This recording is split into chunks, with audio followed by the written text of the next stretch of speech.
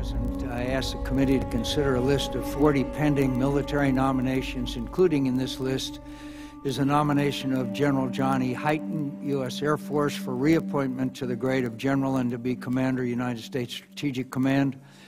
All of these nominations have been before the committee the required length of time. Is there a motion to favorably report these 40 military nominations to the Senate? So moved. Is there a second? Second. All in favor say aye. The motion carries.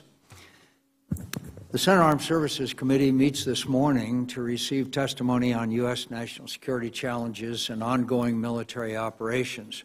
I'd like to welcome our witnesses, Secretary Carter and Secretary Dunford.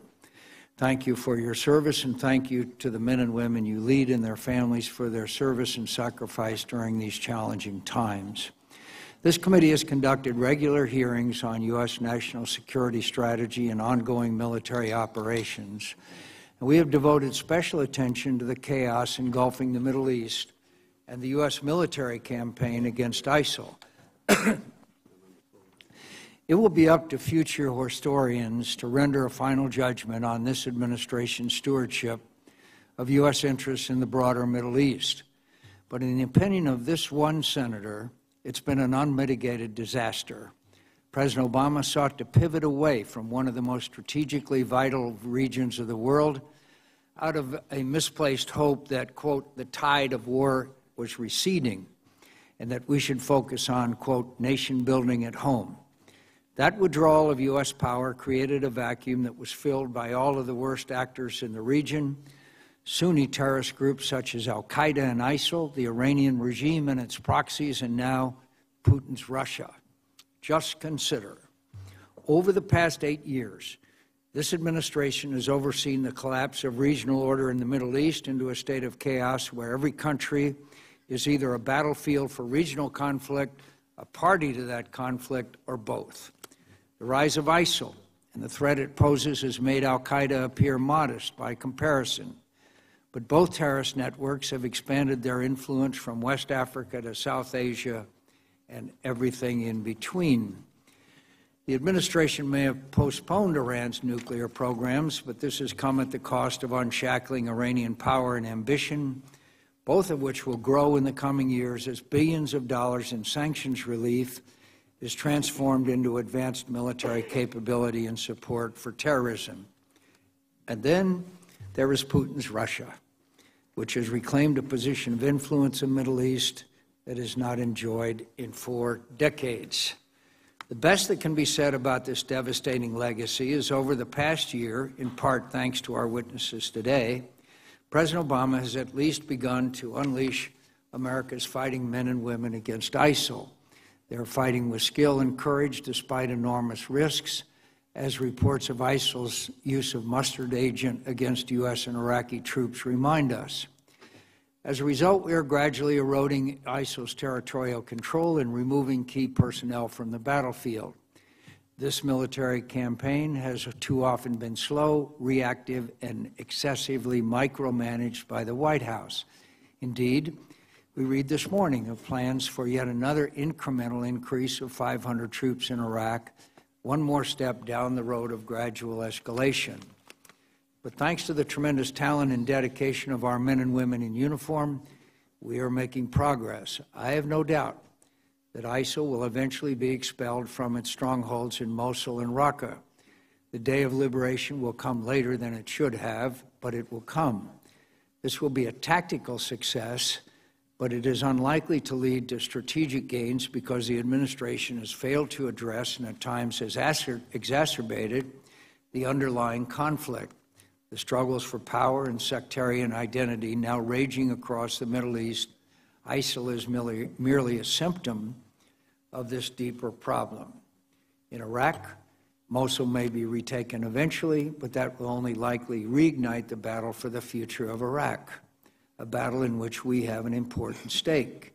The biggest problems still lie ahead: combating the malign influence of Iran and its militias, addressing the future of the Kurds and their place in Iraq, and attenuating the disenfranchisement of the Sunni Iraqis that gave rise to ISIL in the first place.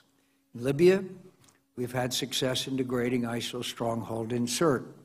But what remains is a divided nation littered with independent militias, flooded with arms, and searching in vain for legitimate governance and political unity, conditions that will remain fertile grounds for extremism and anti-Western terrorism. We've also begun targeting ISIL in Afghanistan, but a resurgent Taliban, backed by Afghanistan's neighbors, continue to destabilize and terrorize the country, while Afghan National Army casualties remain unsustainably high.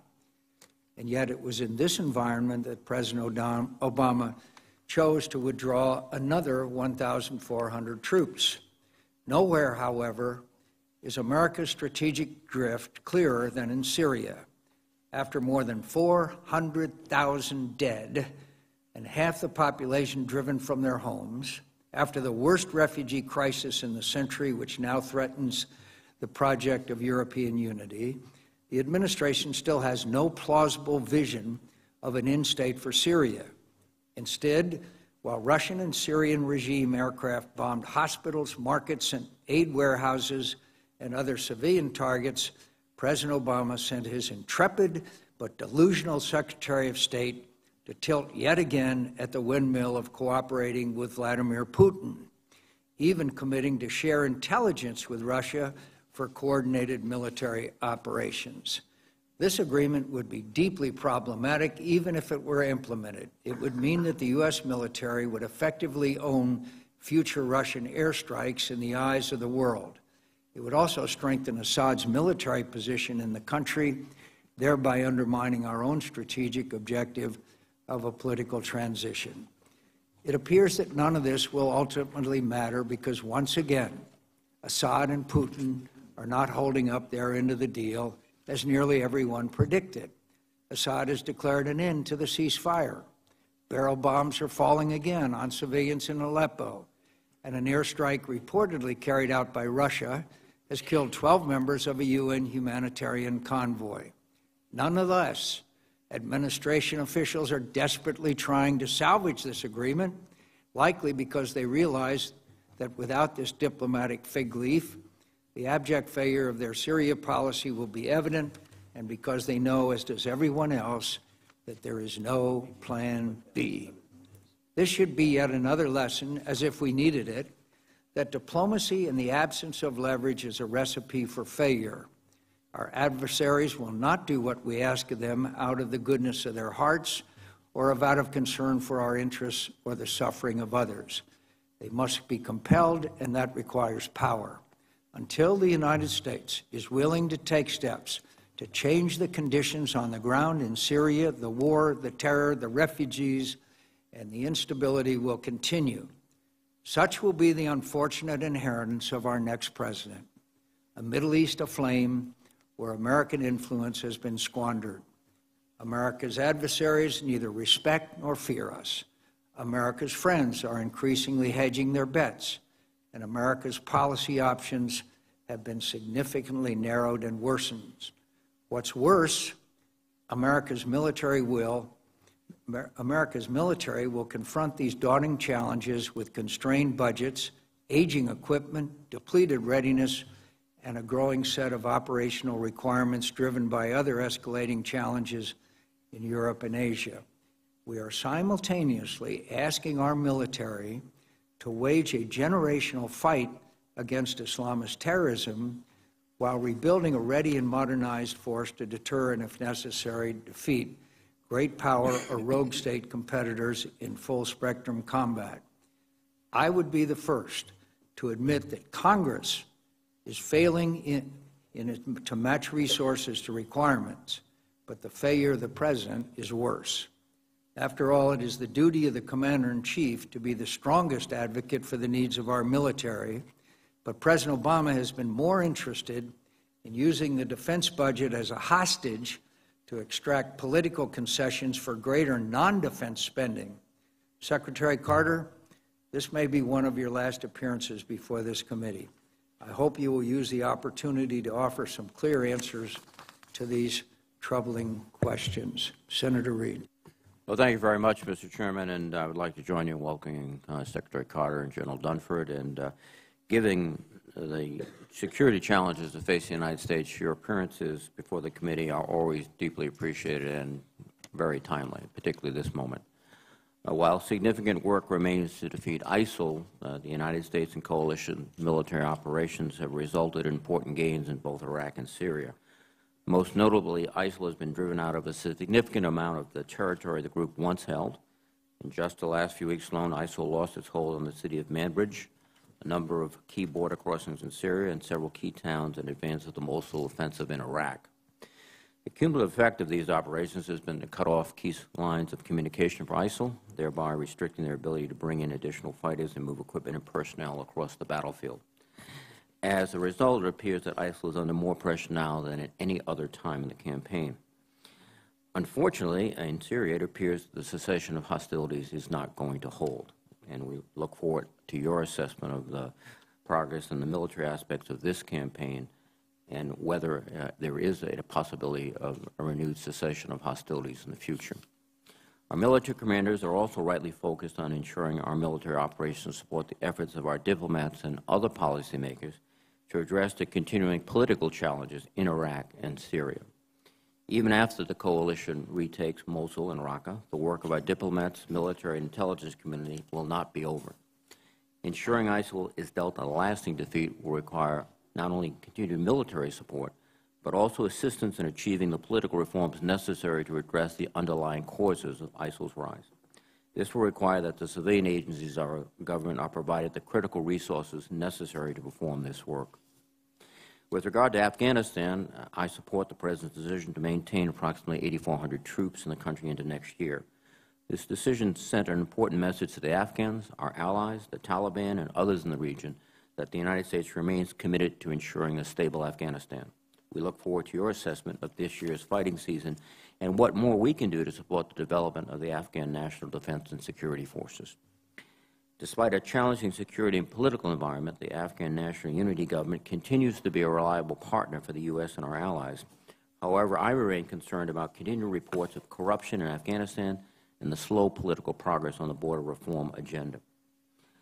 Both of these issues present a strategic threat to continued international support of Afghanistan.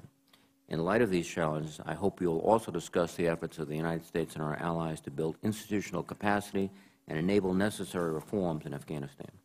In Eastern Europe, Russia continues its pattern of confrontation and antagonistic behavior.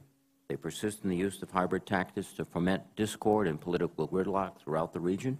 Their aviators have harassed U.S. ships and aircraft deployed to the region, and they continue to provide support and training to separatists in eastern Ukraine in violation of the Minsk ceasefire agreements. EUCOM and NATO have undertaken robust efforts to deter such behavior. I look forward to hearing your thoughts on the progress of and future plans for such efforts. North Korea remains one of the most dangerous and difficult national security challenges that this country faces. Earlier this month, North Korea conducted its 5th nuclear test, demonstrating that the North Korean regime has little interest in resuming six-party talks.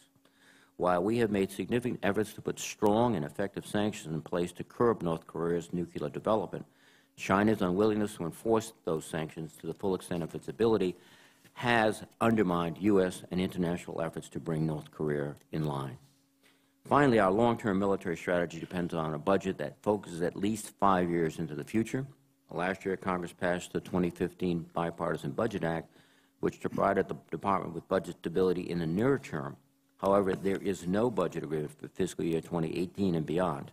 Without another bipartisan agreement that provides relief from sequestration, the Department will be forced to submit a fiscal year 2018 budget that adheres to the sequestration level budget caps and could, indeed would, undermine our defense strategy, including the investments made to rebuild readiness and modernize platforms and equipment, and we must not let that happen. Thank you again, Mr. Chairman, and thank you, gentlemen. Welcome, Mr. Secretary, and this is the last time for this year. We appreciate you and General Dunford's appearances before the Armed Services Committee, and we look forward to your and General Dunford's testimony. Thank you for both of you for your service to our nation. Secretary Carter. Thank you very much. Chairman, Ranking Member Reid, all the members of this committee, thank you for having us here. And Chairman and Senator Reid, thanks for taking the time to talk with me before this hearing. I'm much appreciated, as always. And for hosting General Dunford by my side, where he is all the time, and I'm very pleased, and our country is very fortunate to have him. Similarly, I want to thank you for hosting the service chiefs last week. I appreciated your comments to them about the inefficiencies and the dangers of continued budget instability and gridlock, as well as the risk of sequestration's looming return. I look forward to addressing those topics more today with you. I also appreciate your support for our men and women serving around the world, military and civilian alike. You always provide it. They are the finest fighting force the world has ever known. No one else in the world is stronger, no one is more capable, more innovative, more experienced, and has better friends and allies than they. That's a fact, and a fact that Americans ought to be proud of. As you know, DoD is currently addressing each of the 5 challenges that Chairman Dunford and I described to you in our budget testimony this spring, and that the Chairman and Senator Reid have already touched on, namely Russia, China, North Korea, Iran, and terrorism. And on the last, in the wake of this week's attacks in New York, New Jersey, and Minnesota, we remain as determined as ever to continue countering terrorists around the world who seek to do harm to our country and our personnel. More on that shortly. As Chairman Dunford and I testified this spring, we've been planning for our activities to be paid for by the 2017 budget that we have submitted and that we developed. That budget adhered to last fall's bipartisan budget deal in overall size. While in shape, it marked a strategic turning point for DoD, making breakthrough investments in new operational concepts, in pioneering technological frontiers, in reforming the DoD enterprise, and in building the force of the future. It also put a high premium on continuing to rebuild the readiness of our forces, requiring not only stable resources, but also time. Nothing is more important than readiness to me or to the service chiefs.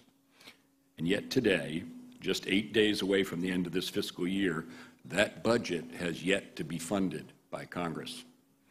I want to discuss that with you today, but because this hearing is partly about ongoing military operations, let me begin with an operational update on our campaign to deliver ISIL a lasting defeat.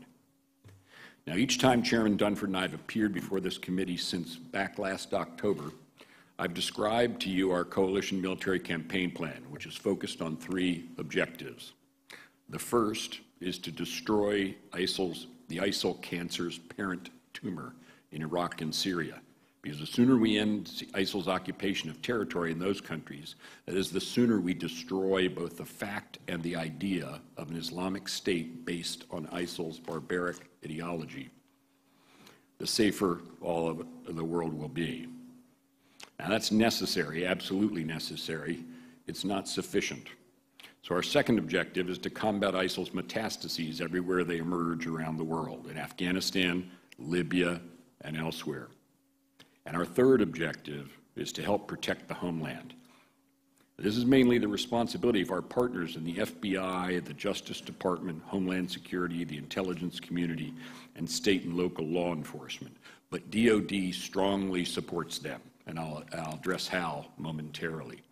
Since last fall, we've taken many steps to continually accelerate this campaign, all consistent with our strategic approach of enabling capable, motivated local forces, for that's the only way to ensure ISIL's lasting defeat. And while we have much more work to do, the results of our effort are showing. In Iraq, we've been enabling the Iraqi security forces and the Kurdish Peshmerga. After retaking Ramadi and establishing a staging base at Makhmur, the ISF went on to retake Heat, Rutbah, Fallujah, and the important airfield and town of Kiara, setting the stage to complete the envelopment of Mosul and the collapse of ISIL's control over it. In the last few days, the ISF began operations to retake Sharqat and other towns surrounding Mosul. And the final assault on Mosul will commence, as with previous operations, when Prime Minister Abadi gives the order. In Syria, our coalition has also enabled considerable results by our local partners. They retook Shadadi, severing a key link between Raqqa and Mosul, and then Manbij city, clearing a key transit point for ISIL's external operations and plotters, and providing key intelligence insights. Additionally, our ally Turkey is helping local Syrian partners clear their border region with ISIL. We're working shoulder to shoulder with the Turks, supporting these efforts from the air, on the ground, and with intelligence. And as we do so, we're managing regional tensions that we've foreseen, and keeping everyone focused on our common enemy, ISIL. Meanwhile, we're systematically eliminating ISIL's leadership, with the coalition having taken out 7 members of the ISIL Senior Shura, including its Chief of External Operations, al-Adnani. He was one of more than 20 ISIL external operators and plotters we removed from the battlefield. We're also continuing to go after ISIL's attempts to develop chemical weapons, as we continue to ensure that U.S., coalition, and Iraqi troops are vigilantly protected from that threat. And just last week, in one of the single largest airstrikes of our campaign, we destroyed a pharmaceutical facility near Mosul that ISIL tried to use as a chemical weapons plant. We also continue to aggressively attack ISIL's economic infrastructure, oil wells, tanker trucks, cash storage, and more. And we continue to take the fight to ISIL across every domain, including cyber. With all this, we're putting ISIL on the path to a lasting defeat in Iraq and Syria, particularly as we embark on a decisive phase of our campaign to collapse ISIL's control of Mosul and Raqqa. With respect to the Syrian civil war, I want to commend Secretary Kerry for working so tirelessly to seek an arrangement which, if implemented, would ease the suffering of the Syrian people and get Russia pushing at last for a political transition, which is the only way to end the Syrian civil war. There remains a way to go to see if the terms of that arrangement can be implemented. Unfortunately, the behavior we've seen from Russia and Syria over the last few days has been deeply problematic. Let me turn to our second objective, combating ISIL's metastases. In Libya, thanks to U.S. precision airstrikes undertaken at the request of the Government of National Accord, ISIL's territory in Sirte has now been reduced to a single square kilometer, and I'm confident ISIL will be ejected from there.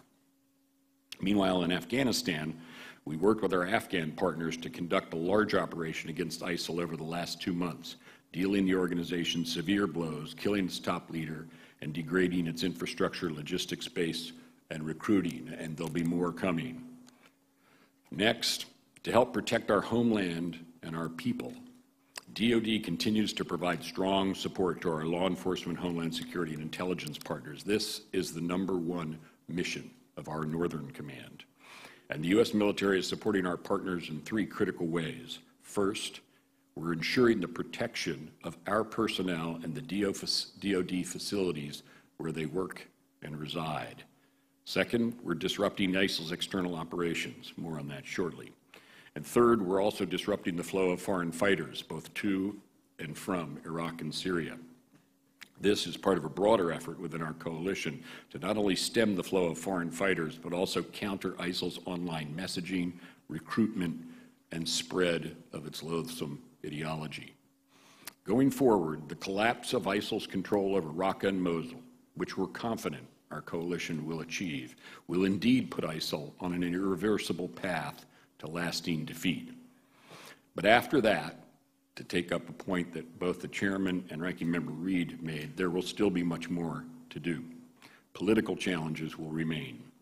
For that reason, the international coalition's stabilization efforts cannot be allowed to lag behind our military progress. That's critical to making sure that ISIL, once defeated, stays defeated. Truly delivering ISIL a lasting defeat requires both strategic patience and persistence. We can't predict what will come after our coalition defeats ISIL, so we must be ready for anything, including any attempts by ISIL to remain relevant, even if only in the darkest corners of the internet. Let me now address issues DoD faces as an institution and how you can help. We have three grave concerns related to processes here in Congress. One, budget gridlock and instability. Two, micromanagement and overregulation. And three, denial of needed reforms. As you've heard consistently from me and DoD senior leaders, all three are serious concerns. But here today, because of how close we are to the end of the fiscal year, I want to focus just on the first. We need Congress to come together around providing normal, stable, responsible budgets, because the lack of stability represents one of the single biggest strategic risks to our enterprise at DoD. That's why I've been talking about the major risk posed by budget instability for over a year and a half. You heard the same from the service chiefs last week. Such budget instability undercuts stable planning and efficient use of taxpayer dollars, often in ways taxpayers can't even see. It baffles our friends, emboldens our foes. It's managerially and strategically unsound, and it's unfairly dispiriting to our troops, to their families, and our workforce. And it's inefficient for our defense industry partners, too. We're now 8 days away from the end of the fiscal year. But instead of stability, we're going into fiscal year 2017 with yet another continuing resolution. This for the 8th fiscal year in a row. That's a deplorable state of affairs. And Chairman McCain, I appreciate your comments to our service chiefs about the damage the CR can do to our institution.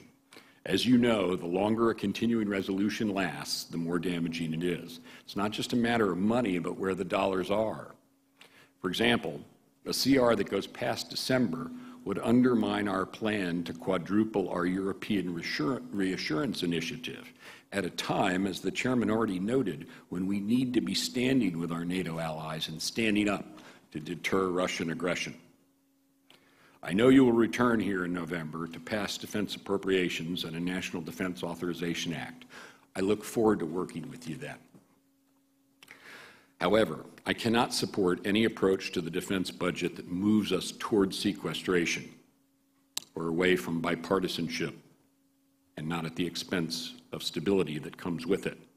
Not if it shortchanges the needs of our warfighters. Not if it means funding lower priorities instead of higher priorities. Not if it undermines confidence in the ability to pass bipartisan budget deals, which could lead to the imposition of sequestration's $100 billion in looming automatic cuts to us. And not if it adds extra force structure that we can't afford to keep ready in the long term, which would only lead to a hollow force. I'm confident and hopeful that we can come back together again. Today, America is fortunate to have the world's greatest military. I know it, you know it, our friends and allies know it, and critically, our potential adversaries know it too. Only with your help can we ensure that my successors can say the same, and that what is today the finest fighting force the world has ever known remains that way for years to come. Thank you. General Dunford. Chairman McCain, Ranking Member Reed, members of the committee, thank you for the opportunity to join Secretary Carter this morning. Before offering a brief assessment of ongoing operations, I'd like to associate myself with the comments made by the service chiefs who testified before this committee last week. As you'd expect, they'd offered their candid assessment about the readiness and the modernization challenges that affect each of the services. And I fully concur with their assessment of the operational tempo and the budget challenges faced by each of the services and across the department.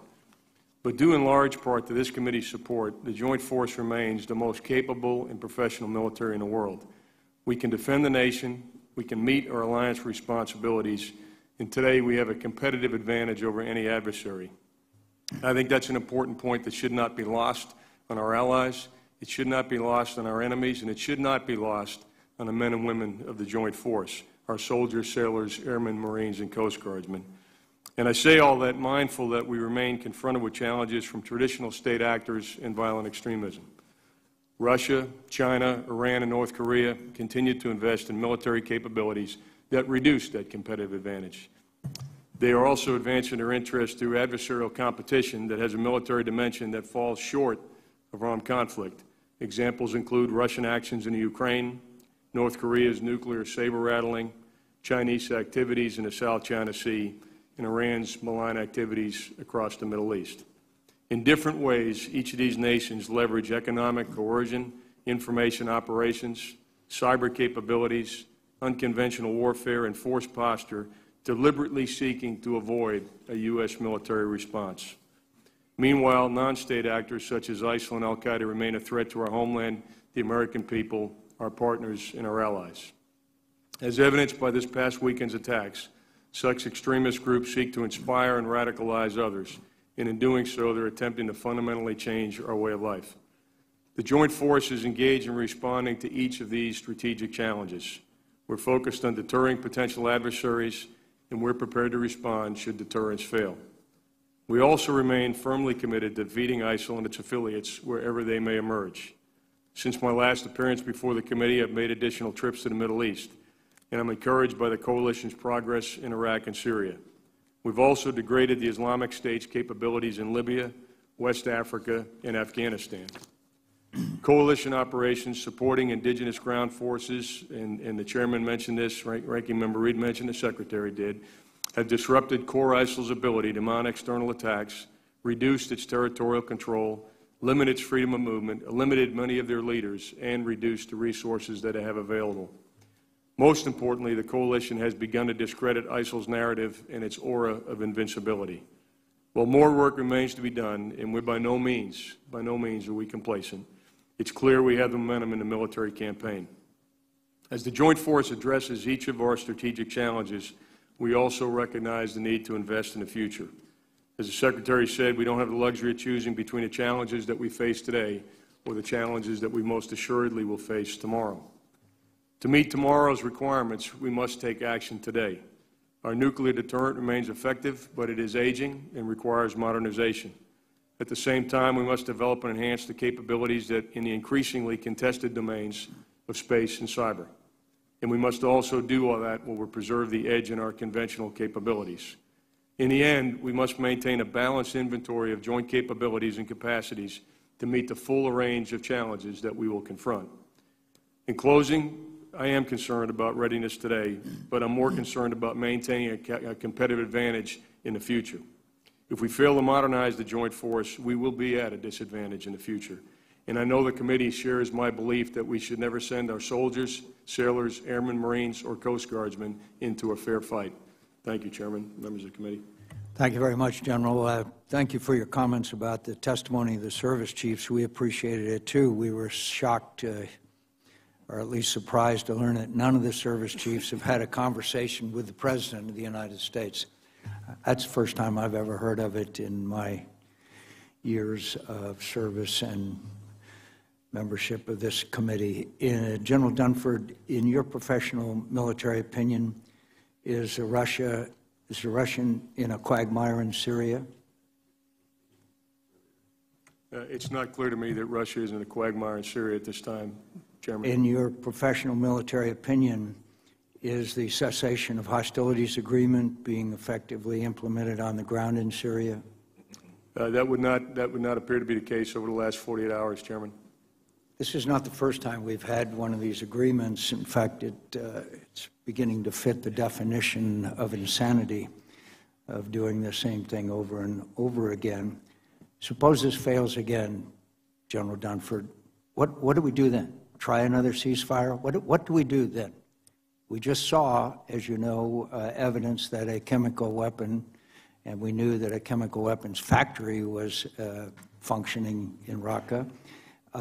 What's Plan B? Is there a Plan B here, or do we just keep going back to the five-star hotels in Geneva and have meetings with Mr. Lavrov and come out with various declarations? What do we do if this one fails?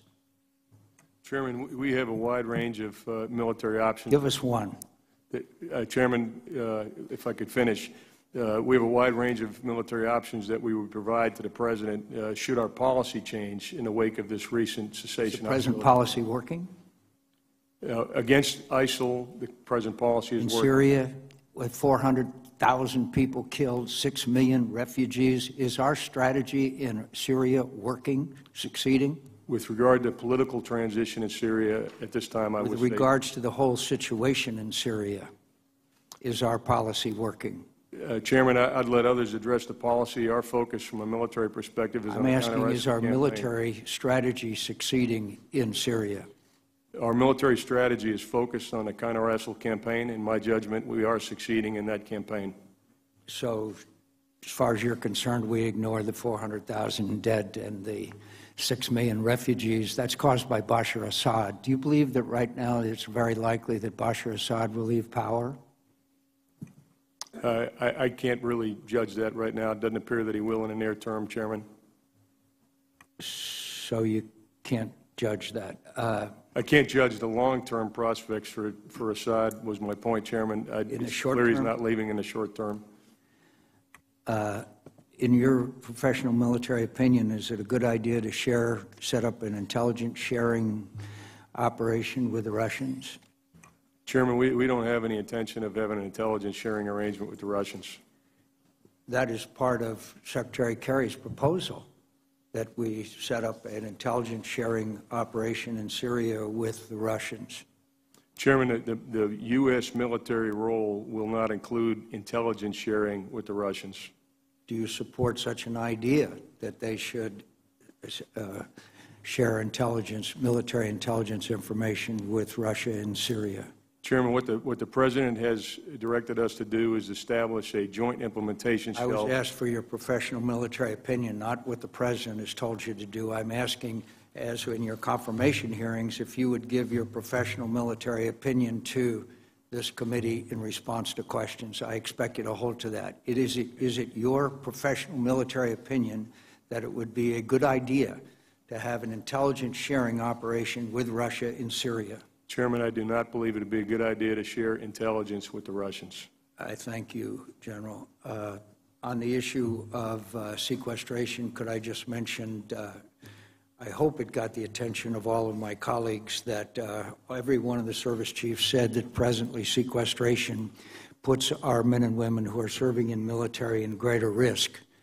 At the same time, the President of the United States is putting the risk to American servicemen and women at the same level as funding for the EPA.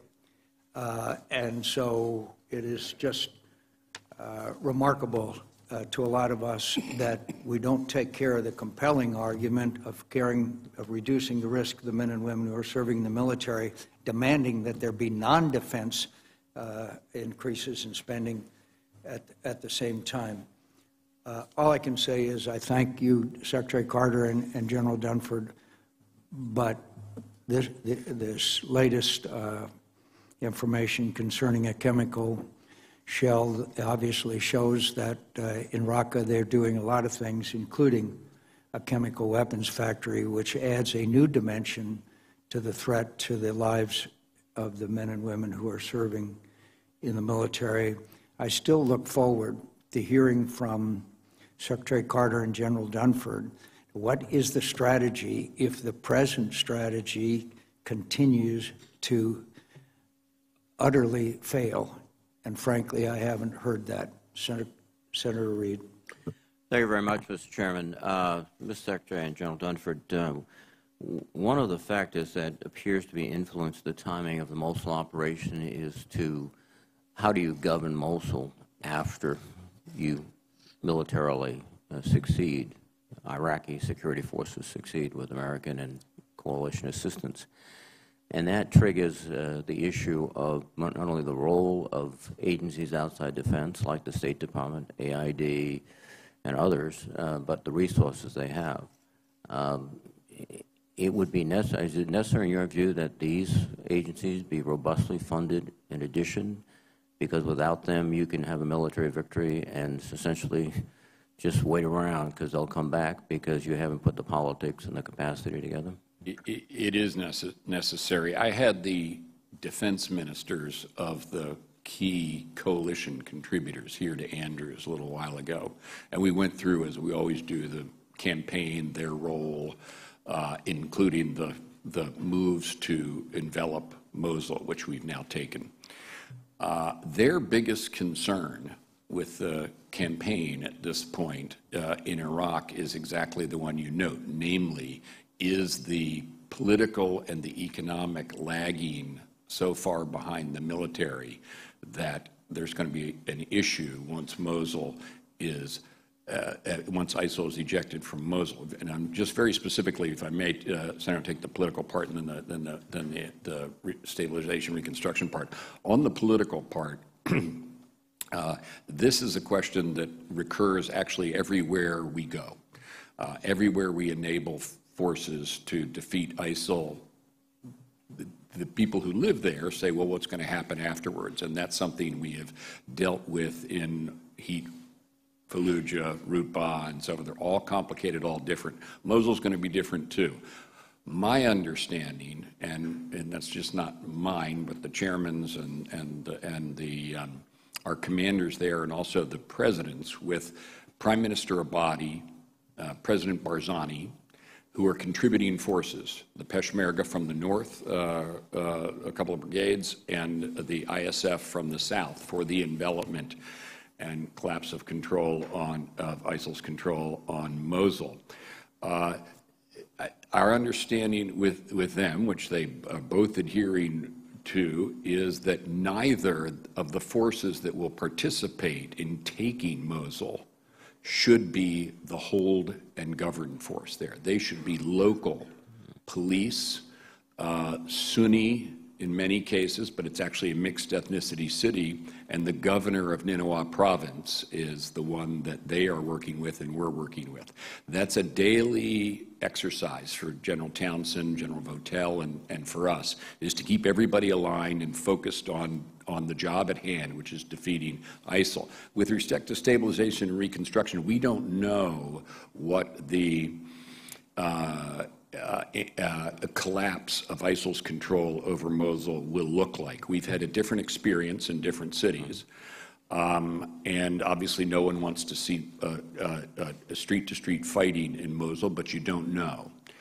There could be a large number of refugees, and we're preparing for that. Not USAID, you mentioned U.S. government funding, that's essential, but also the UN and other international aid agencies. And I should say, by the way, that's one of the things I ask our coalition partners. I say, if you don't want to make a military contribution, or you don't have a strong military contribution to make, or it's problematic for some historical or political reason for you to make a contribution, a check is good. To the local people to help them reconstruct.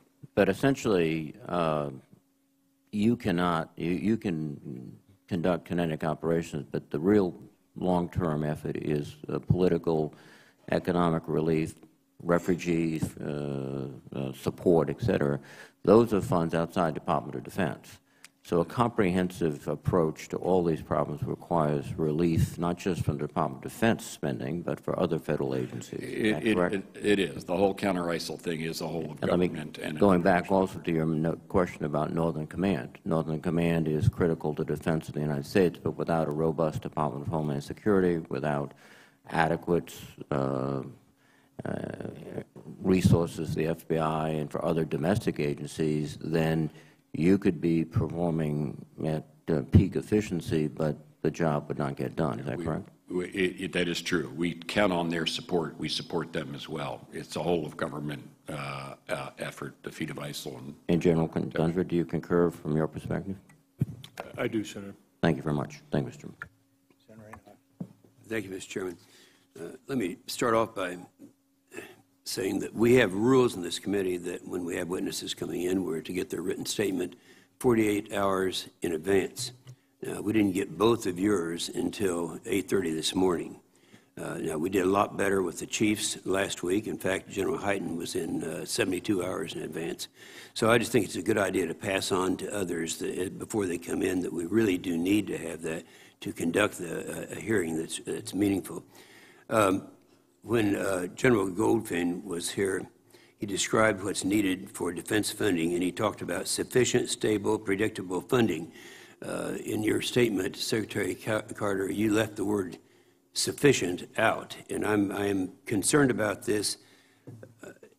Back during the Clinton administration, when they were actually trying to cut 400 out of the budget, we in this committee, and sitting in this dais here, were able to put 100 back in. And you remember the famous bathtub chart that we used at that time. General Milley said last week, and I think he said it best, he said, quote, "The only thing more expensive than deterrence is actually fighting a war. The only thing more expensive than fighting a war is losing a war. And we're expensive, we recognize that, but the bottom line is it's an investment that's worth every nickel." I guess the question, just for a short answer, if each one of you, is our defense funding levels kept pace with the realities of our environment out there? General Dunford? Senator, I don't believe they have, and that's why we've articulated an increased requirement in FY17, and we'll continue to reinforce those areas that we identified in 17 for 18. And of course, those we'll turn it over to Secretary. I appreciate that. Do you agree? Yeah, and I wanted to say that I agree with General Dunford and what the chief said as well. And insufficiency belongs with instability. So I'm sorry if I left that word out. Nothing intended there. The point that they were making, and that I would strongly echo, is the effects of 8 straight years of ending a fiscal year without an appropriation. Has had a serious effect. We've tried to manage through it. We've done our best, but that's just not the way to run an airline. Now, you've been, let me compliment you, you've been a real stalwart when you're in support of each leg of the nuclear triad, and have stated that the nuclear mission is the bedrock of our security. Today, we're spending about 3 to 4% of our budget. However, the long-term plan shows that we're going to move up within the decade, or sometime in the decade, to 6 to 7%. The question I would ask is, General Dunford, with Russia and China actively modernizing their nuclear weapons and delivery system, we know what's happening in North Korea. Do you think we should accelerate this so that we would reach this 6 to 7% much earlier, like now? Senator, I think, as you know, many of those programs, it's not just a function of accelerating the funding, it's how much time it takes for development. And I'm confident, having looked at this very closely, that the path that we're on and the timing for the introduction of our new programs is about right. It balances both the budget, but it more importantly balances the operational readiness of those systems to be introduced into the inventory. I think what you're saying is, even if you had more now, you could not spend it wisely. You needed the course that we're on is adequate in your opinion. Senator, that's exactly my assessment. All right, that's fine. I was in Ukraine right after their parliamentary elections, and I've never seen Poroshenko or any of them as happy as they were at that time. How proud they were for the first time in 96 years, not having one communist in Parliament. And yet, as soon as that happened, Putin started killing the Ukrainians. And I would ask you this, Secretary Carter, is deterrence of Russia in Europe a policy priority? It absolutely is. That's why we quadrupled the European Reassurance Initiative. Well, I would ask the question, why are we not providing defensive lethal assistance to Ukraine? Well, that is still on the table. It's been on the table for quite some time. Well, it's more than on the table with us, because it's in our... Well, it's going to depend upon what the Russians do with respect to Minsk. I just met with my Ukrainian counterpart a couple of weeks ago, a great guy, by the way, who's been doing this for a long time and is very, very dedicated, good guy to work with. And we talked about everything that we're doing with them. We have training now. We've moved from their National Guard to their regular. I don't want to be rude, Mr. Secretary, but my time is just about expired. Okay. And I just want to know if this, well, let me ask you, General Dunford, if we were to change our policy, what type of weaponry would be the appropriate right now? You know, we have the Javelin anti-armor weapons. What would be the right weapon? And you're both fully aware that in our defense authorization bill, we address this issue because we support lethal defense weapons. General Dunford. The critical capability areas the Ukrainians have identified include fire support, their artillery capability, as well as their anti-armor capability. Yeah, and do you agree with that? That's a capability gap. I agree with that. Thank you. Thank you, Mr. Chairman. Thanks, Mr. Chairman. I want to join in thanking both of you for your extraordinary service and for your very forthright answers to our questions here. General Dunford, is there any question in your mind, any doubt that Russian planes were responsible for attacking the United States, the UN convoy that was trying to deliver aid to Aleppo? Senator, I don't have the facts. What we know are 2 Russian aircraft were in that area at that time. My judgment would be that they did. There were also some other aircraft in the area that belonged to the regime at or about the same time. So I can't conclusively say that it was the Russians, but it was either the Russians or the regime.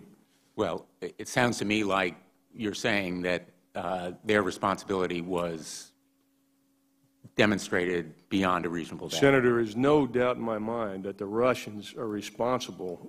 I just don't know whose aircraft actually dropped the bomb. So I would certainly associate myself with the comment that you made earlier that, yes, it is the Russians that were responsible.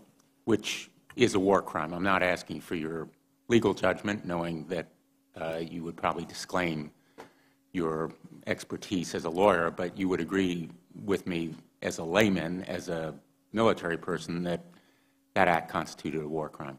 It was an unacceptable atrocity, Senator. Would you agree with Secretary Kerry in contending that what ought to be done is a grounding of all aircraft in certain areas of Syria, including that one? I would not agree that coalition aircraft ought to be grounded. I do agree that Syrian regime aircraft and Russian aircraft should be grounded. Would you agree with apparently the growing strain of thought in the administration that the Syrian Kurds should be armed? Senator, we're in deliberation about exactly what to do with the Syrian Democratic Forces right now. We have provided them support. They are our most effective partner on the ground. It's very difficult, as you know, managing the relationship between our support for the Syrian Democratic Forces and our Turkish allies.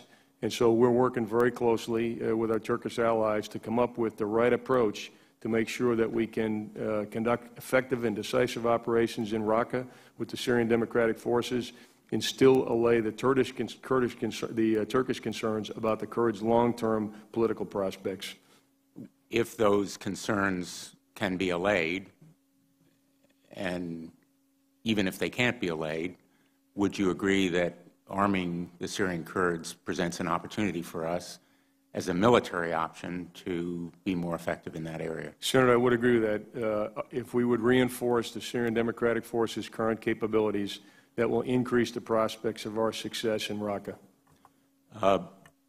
In terms of the Russian responsibility for what you have absolutely correctly termed an atrocity, a war crime in that area, what can the United States do? What are some of those military options that the chairman asked you about? Senator, I'd prefer to talk to you in private about military options that might be being discussed as future options the president may have. I think right now managing the Russian problem is largely a political, diplomatic problem, and that's what Secretary Kerry and the president are dealing with. Let me turn, Mr. Secretary, you mentioned that there are 3 areas, the fiscal, the overregulation or micromanaging, and much-needed reforms, as you characterize them. Could you give us your priorities as to what those reforms would be?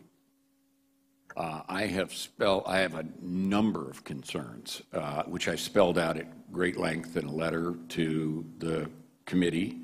And I really look forward to working with you to resolve them. There are a number of them.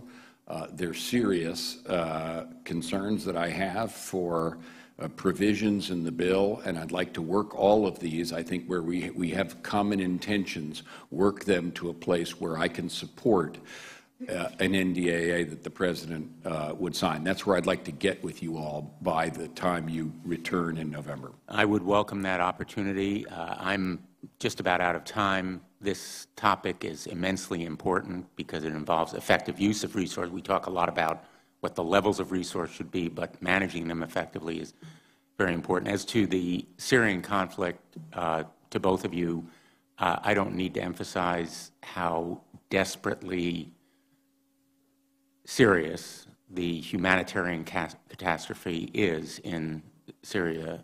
The chairman has rightly referred to the numbers killed and displaced. It is, as Secretary Kerry rightly termed it, probably the biggest humanitarian catastrophe since World War II. And the United States bears a responsibility to use its military forces to stop the bloodshed and the needless and senseless killing of innocent civilians there. So thank you very much for your testimony today. Thank you, Mr. Chairman, and I would share that thought. The situation in Syria is a colossal disaster. I do not believe it had to happen. I believe a wise statesman could have foreseen some of the difficulties we're facing today, and we should have been more cautious and careful in our declarations of how we expect Syria to develop over the years. It hadn't developed like President Obama projected, and disaster has been the situation. With regard to the sequestration issue, Mr. Secretary, I've tried to contain spending on all our accounts. I've come to believe that we have to have more defense spending, and we've exceeded sequestration, I guess, for the last 2 years. But I guess my question to you is, Senator McCain has proposed an increase in defense spending. All the items that he proposed are things the Defense Department have said they need.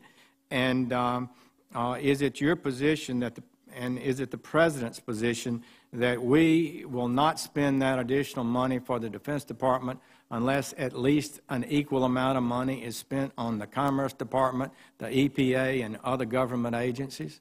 Well, speak for myself. What I can't support and won't support is anything that moves towards instability, and that means towards sequestration, and that means away from bipartisanship. We submitted a budget that was consonant with a bipartisan budget agreement. That's what we did. Well, 8 okay. months. We So did I that a understand few months into the bipartisan budget. All right. Agreement, and I don't control this. I simply the President's decision, ultimately. I understand that. So what he's saying in leading the Democrats, and they're saying not only do we have to bust the budget for the Defense Department, we have to bust it an equal amount for non-defense spending. That's the problem we have today. That's why we don't have a bipartisan agreement. So we can go on to the next subject. Well, there is if I may say so, there is a bipartisan budget agreement, and that is what we submitted our budget in accordance with whatever 8 months ago. And now the fiscal year ends, and there's no we'll have budget on that basis. To avoid a government shutdown, and the leadership of the President and his determination, a compromise has bitterly been reached. I wish we could have supported defense without going further. Mr. Secretary, Secretary Rumsfeld, Secretary Gates, and you have criticized our allies in Europe about their unwillingness to even meet their minimum commitments to defense. I suppose you still believe they should meet those minimum standards, do you not? Yeah, I absolutely do. They and you've said that before. But this European Reassurance Initiative, a European official told me, why did not the United States demand that Europe increase their defense spending at the same amount we're increasing our defense spending for Europe in the European Reassurance Initiative? Well, all I can tell you is, yes, I am in a long tradition, and it actually goes back before Don. My question is, why didn't you not tell the Europeans? I did. And, did. we been we don't have a commitment from them to match that amount of money, do we? Well, it's complicated because each of them has made a contribution to European reassurance. But in terms of aggregate spending, they have a commitment which not many of them have met, Senator, but a few have. 4 out of about 28 countries which are is at to the spend minimum. 2% of their GDP. And important major countries in Europe aren't even doing that. And that's unacceptable. It means that too many European militaries have made it themselves incapable of independent Well, I'll just say military this. activity. For the last 8 to 12 years, they've continued on this, and we've said it, and nothing's happened. It's time for something to happen from Europe. Let me ask you really about the Syrian situation. It's such a disaster. I mean, we've got hundreds of thousands dead, 6 million refugees, and I don't see an end in sight. General Dunford just said that Assad is not leaving anytime soon. 5 years ago, the president said Assad has to go and is going. He did not go, and this is all a result of that. So now we're making some progress, I understand, against ISIS. What kind of agreement, what kind of end do you see, Mr. Secretary, for this disastrous conflict? How can we see an end to it? What do you foresee, and what's our goal? Well, we are making progress in the counter-ISIL campaign in Iraq and Syria. In western Syria, where the civil war I'm rages, asking, what is the goal of the United States of America for Syria? The goal of United States policy in Syria is to end the Syrian civil war. It has been that for a long time, and that means a end to the violence there. And also a political transition from Assad to a government that includes the moderate opposition and that can run the country. Our approach has been a political one. The problem is, let me ask you this. It seems to me that the problem is that with our support, ISIS is being damaged, but they're not utterly destroyed. If some sort of a peace agreement is reached, some sort of ceasefire, and the United States and others reduce their presence there, can you assure us that ISIS, the toughest, meanest group in Syria, won't be able to destabilize any government that might be put together? Well, let me be clear about something, which is our counter-ISIL campaign is not on the table or part of the discussions of Secretary Kerry with the Russians. That is about the Russian activity, Syrian activity in western Syria. Our counter-ISIL campaign, we are conducting and will conduct. And you're right, we are making progress in it, and that's going to go on. But what Secretary Kerry's trying to do, and again, as we sit here today, it's very problematic. But what he's trying to do is exactly what you're calling attention to, namely to end the humanitarian disaster occasioned by the civil war in Syria and to promote a political transition. He's trying to work with those who have influence there, and they're not exercising that influence. I believe we could have done a better job with safe zones. I'm worried about the area in Iraq. I've talked to you previously and personally about it. We need an active American policy, a leadership in the world, but we cannot establish all these governments and run them and assure how they'll come out in the end. And we can't occupy these countries for decades to try to assure that. That's just not realistic.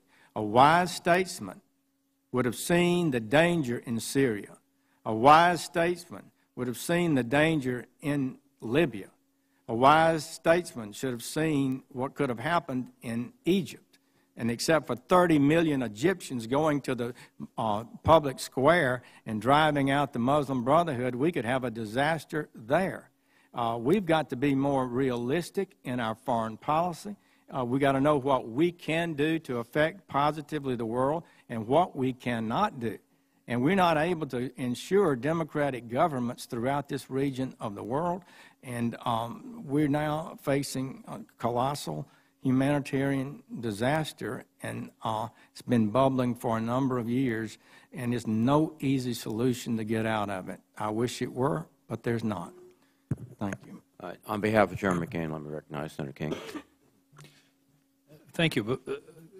An observation about the budget.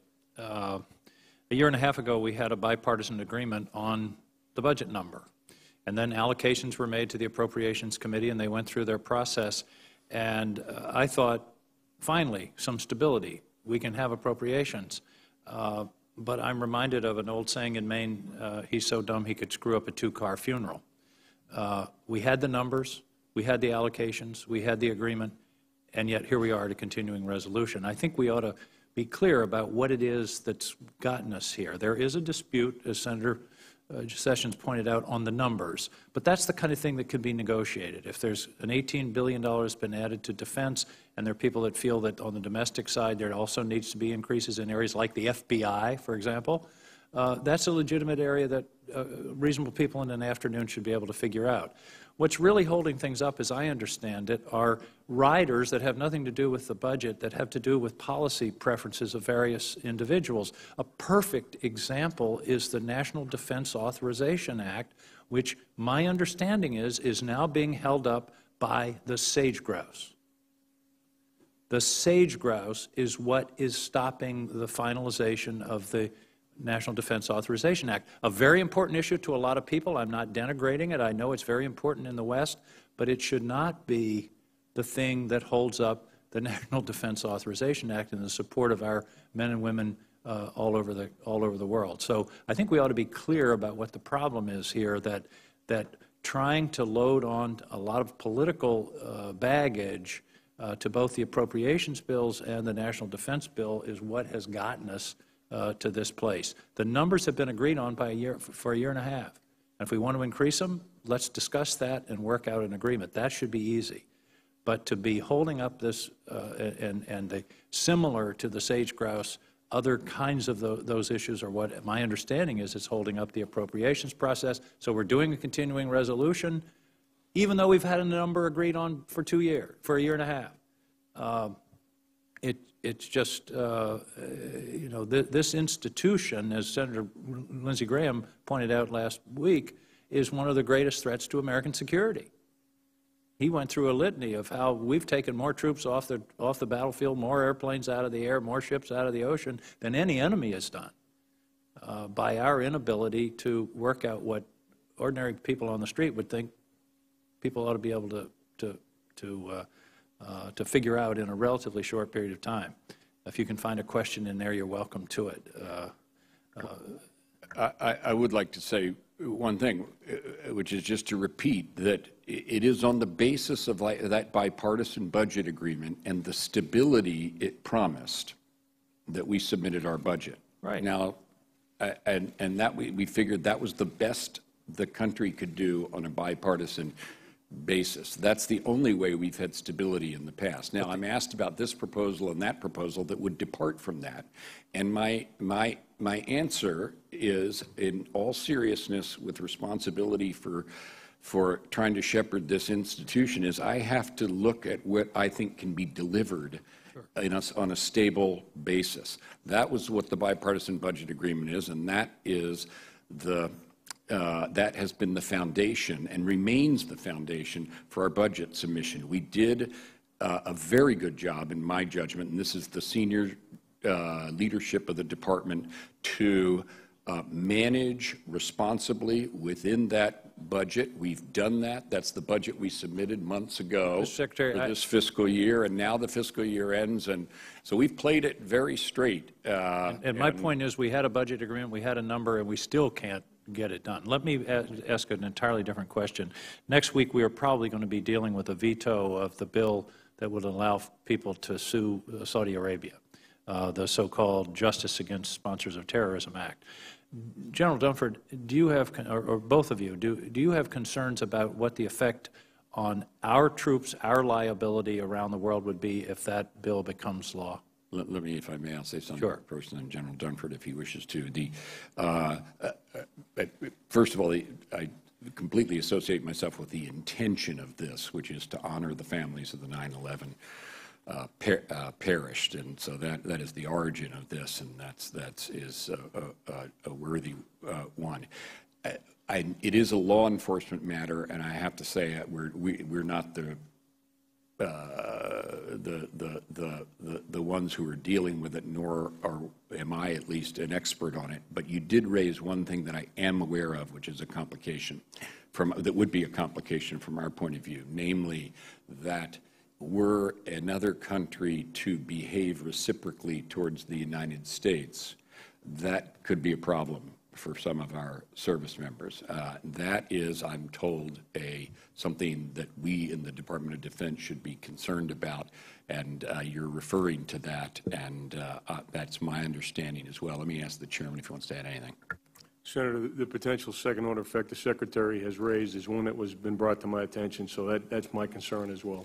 I think it would be helpful if you could give us more detail on that issue, because we're going to be having to make a decision probably next week. And I, for one, want to be sure I understand the full implications of that decision, not only on the victims' families, but also on other United States interests around the world. So I'd appreciate it if that could be made available in the next few days. Thank you. Thank you, Mr. Chairman. On behalf of the Chairman, Senator Ayotte, please. Thank you, Chairman. I want to thank you both for your service and leadership for the country.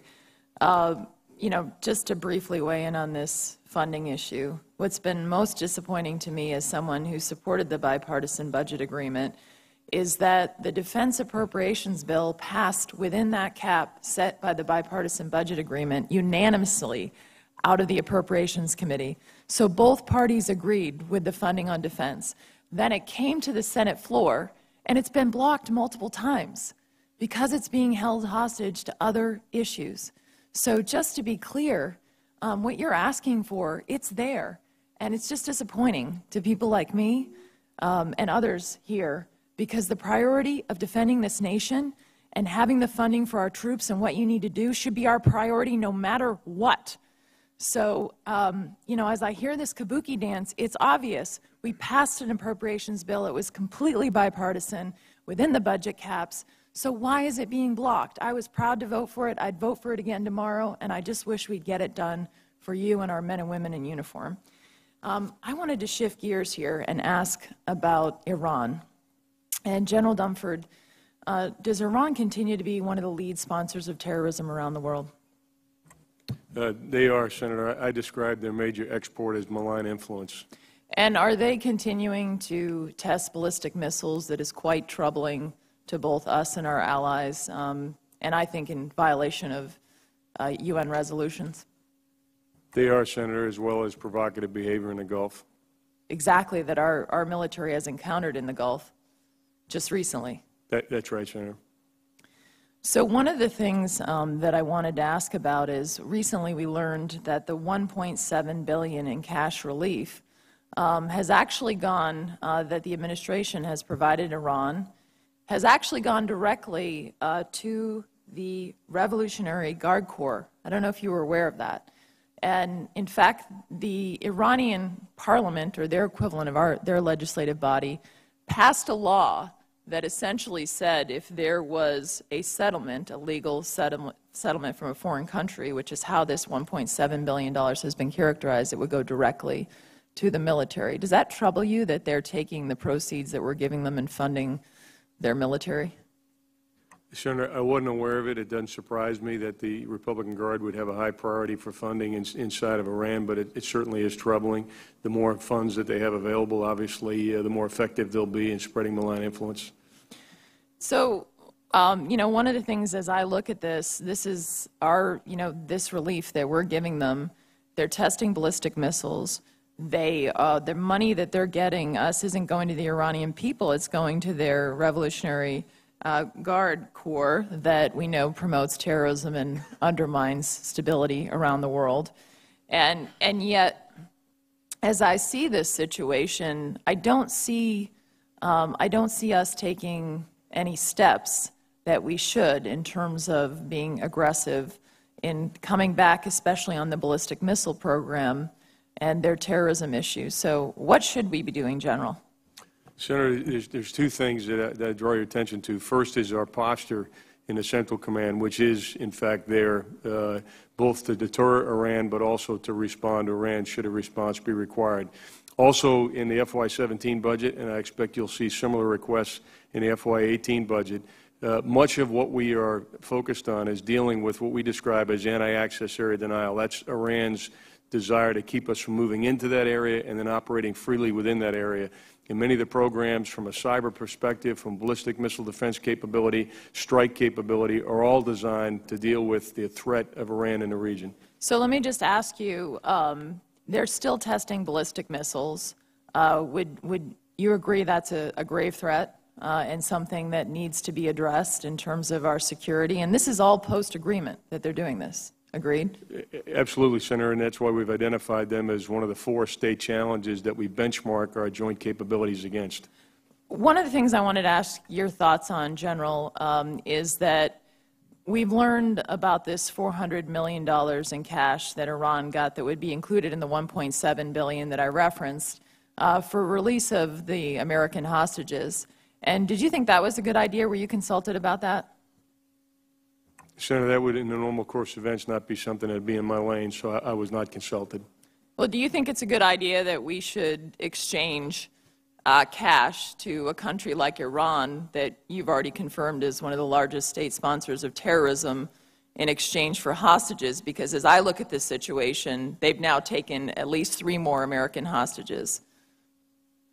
Senator, I just don't know the details of the agreement that was made with Iran and what the nature of that money was. On principle, I would prefer that we not provide additional resources to Iran. So on principle, you'd rather them not have more money. And, I mean, doesn't it worry you that as we think about exchanging cash with a country like Iran, obviously it was funneled through the European countries, and that, in fact, we're going to encourage more bad behavior from Iran, and we've seen some of it? Isn't that something we should be concerned about? Senator, before whatever arrangement was made and after whatever arrangement was made, I'm under no illusion of what Iran is intending to do, nor are we mindful of the capabilities that they're developing as well. Well, I hope, you know, I've introduced sanctions legislation to address their ballistic missile program.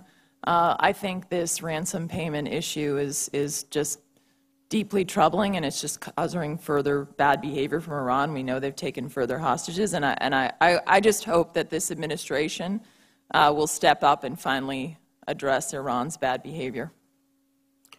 On behalf of Chairman McCain, Senator Ernst, please.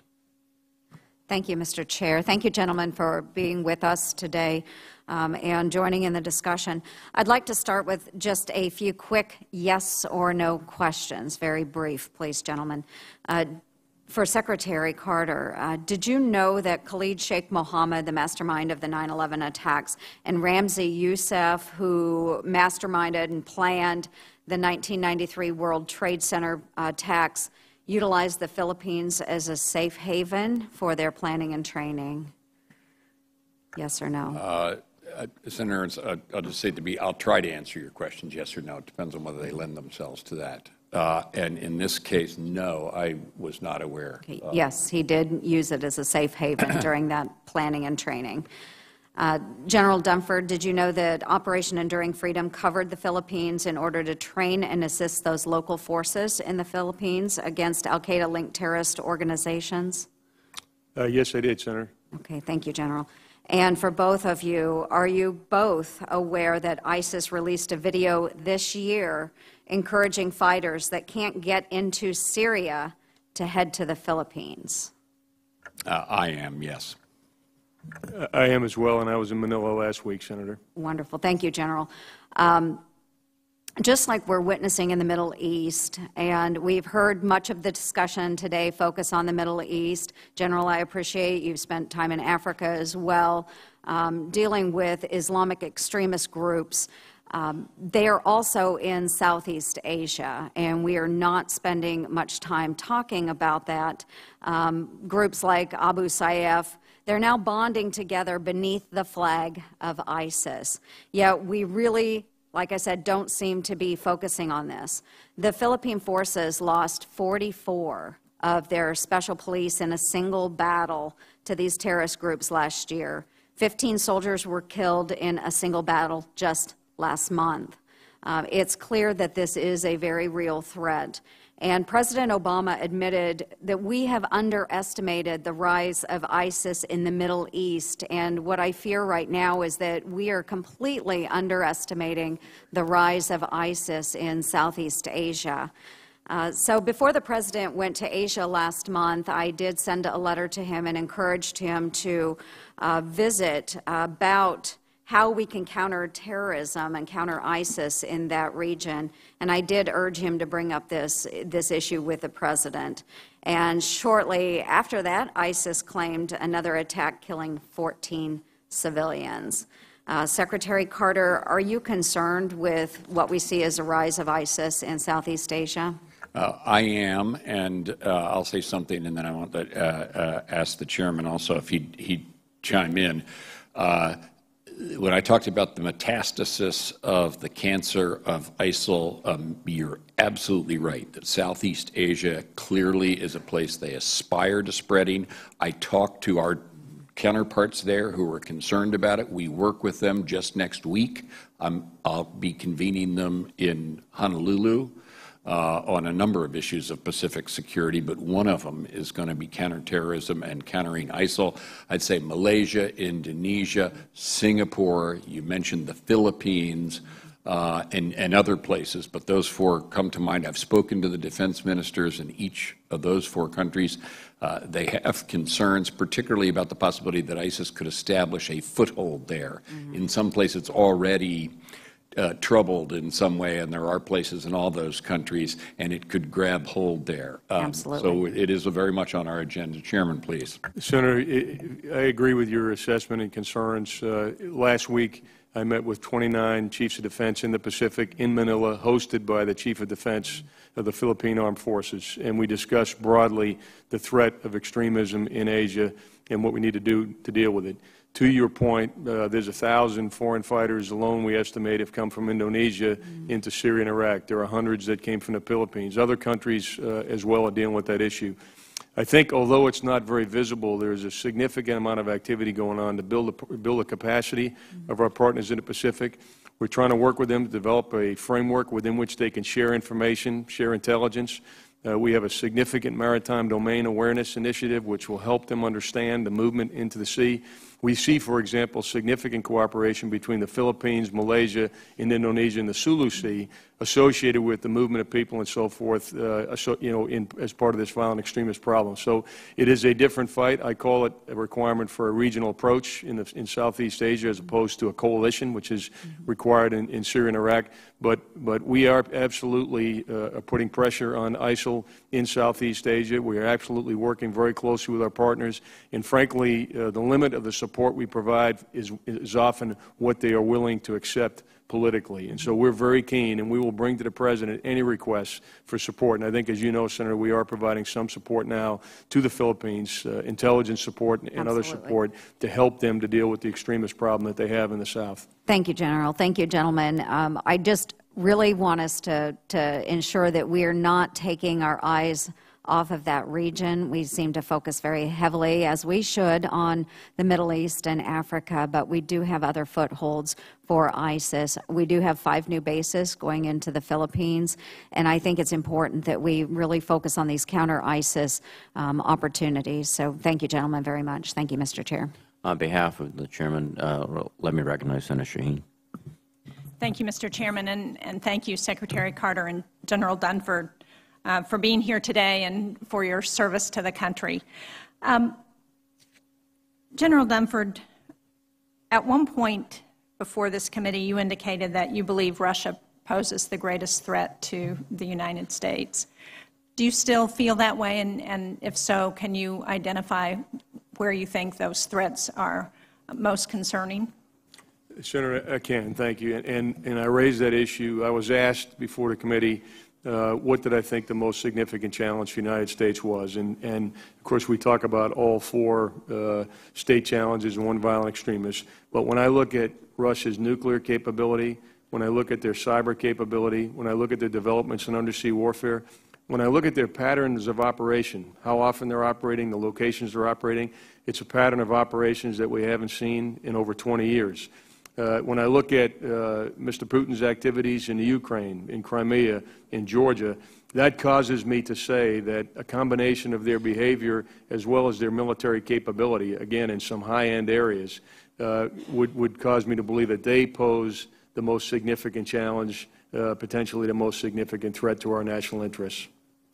Well, thank you. I very much appreciate, Secretary Carter, you're raising the European Reassurance Initiative as one of the programs that's threatened if we can't get agreement in Congress on funding, and share that concern, especially because of the potential threat that Russia poses in Eastern Europe. One of the things that Secretary Kerry said yesterday was that we should consider grounding all military aircraft in key areas of Syria in response to what appears to be a blatant Russian bombing of the humanitarian aid that was scheduled to go into Syria. And they have denied, of course, but I think as we've seen in the past, we can't really believe what they say. So I would ask you, Secretary Carter, do you agree that that is one avenue that we could take? And what would be the follow-up position if they continued to fly aircraft?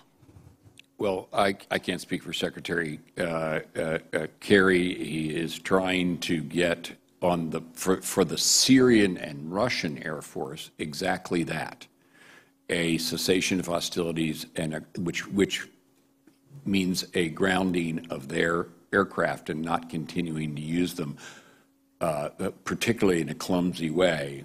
It's a nice word.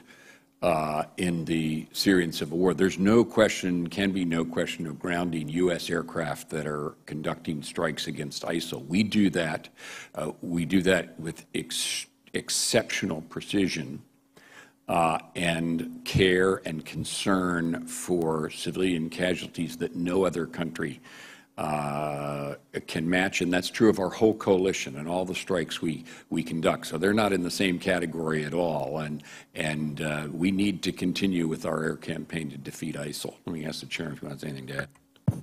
Senator, the most significant concern I would have, and I don't know what the proposal is, but I would not. First of all, there's no reason to ground our aircraft. We're not barrel bombing civilians. We're not causing collateral damage. And we have momentum, as we've all discussed here earlier today, against ISIL right now. And I think what the Secretary is saying, I fully associate myself with.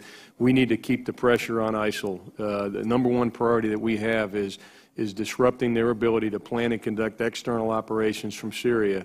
And the cost of taking pressure off of ISIL right now exposes us to risk that I think is not acceptable. In the absence of some other action that we take along with our allies in that area, do you see anything changing the dynamic of the civil war in Syria? I mean, I believe it's going to take some other intervention in order to change the direction of this war, and right now there's nothing happening that would do that. Either one of you. Well, I'll start. The direction in which Secretary Kerry is trying to get the Russians to move, which I understand fully, is the direction they always should have been in Syria, which is towards putting an end to the civil war, not pouring gasoline on it, and not emboldening Assad to be intransigent, let alone conducting an air campaign which doesn't adhere to the standards that ours does. But I'm sorry to interrupt, Mr. Secretary, but I guess I appreciate what you're saying, and that should have been Russia's position all along. That's what Secretary Kerry's trying to get them to. Right, but we have had no success after 5 years of civil war And so what I'm asking is, what other options do we have that might change the trajectory of what's happening in Syria?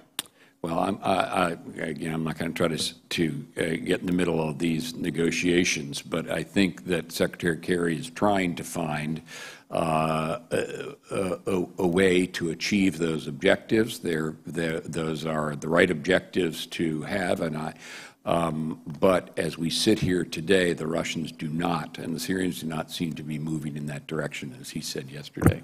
Chairman, you want to add anything? Thank you. Thank you, Mr. Chairman. Thank you. Mr. Secretary, I share your regret about the Department starting the fiscal year with another continuing resolution. I also regret that the Democrats have filibustered the defense appropriations bills 3 times. Do you share my regret over that fact? I can't speak to the internal deliberations of the Congress. Well, that's a public vote. That's not an internal deliberation. Well, let me just say, we know that the only way to get budget stability is with everybody coming together. And I see proposals from this side and this committee and that committee, and they're all different. We submitted a budget in accordance with the bipartisan budget agreements just months after a 2-year bipartisan budget agreement was agreed.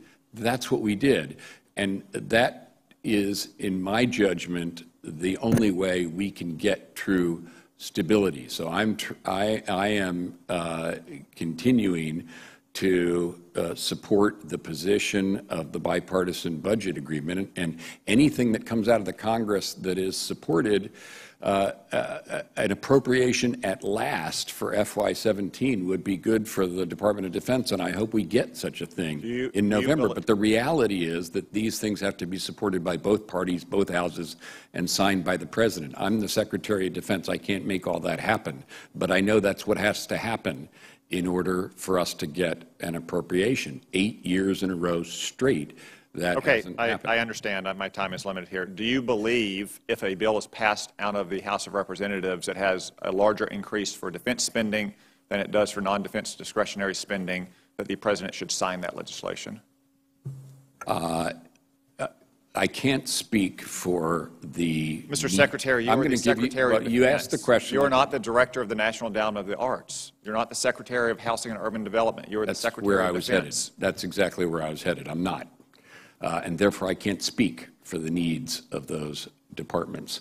I do know that some of the national security-related departments, which are outside of the defense appropriations, which I am familiar, need their funding as well. So it's not a matter of indifference to me whether the government as a whole is funded, and it's certainly not a matter of indifference to me whether an appropriation that can be supported by everyone up here so that it passes and passed by the President is done or not. That's what I have to be for, because I'm for getting a budget and for budget stability. And I just observe, I'm not a participant, I'm an observer, that the only way that happens is not with this proposal and that proposal, it's with a bipartisan budget agreement. That's the line we tried to hew to.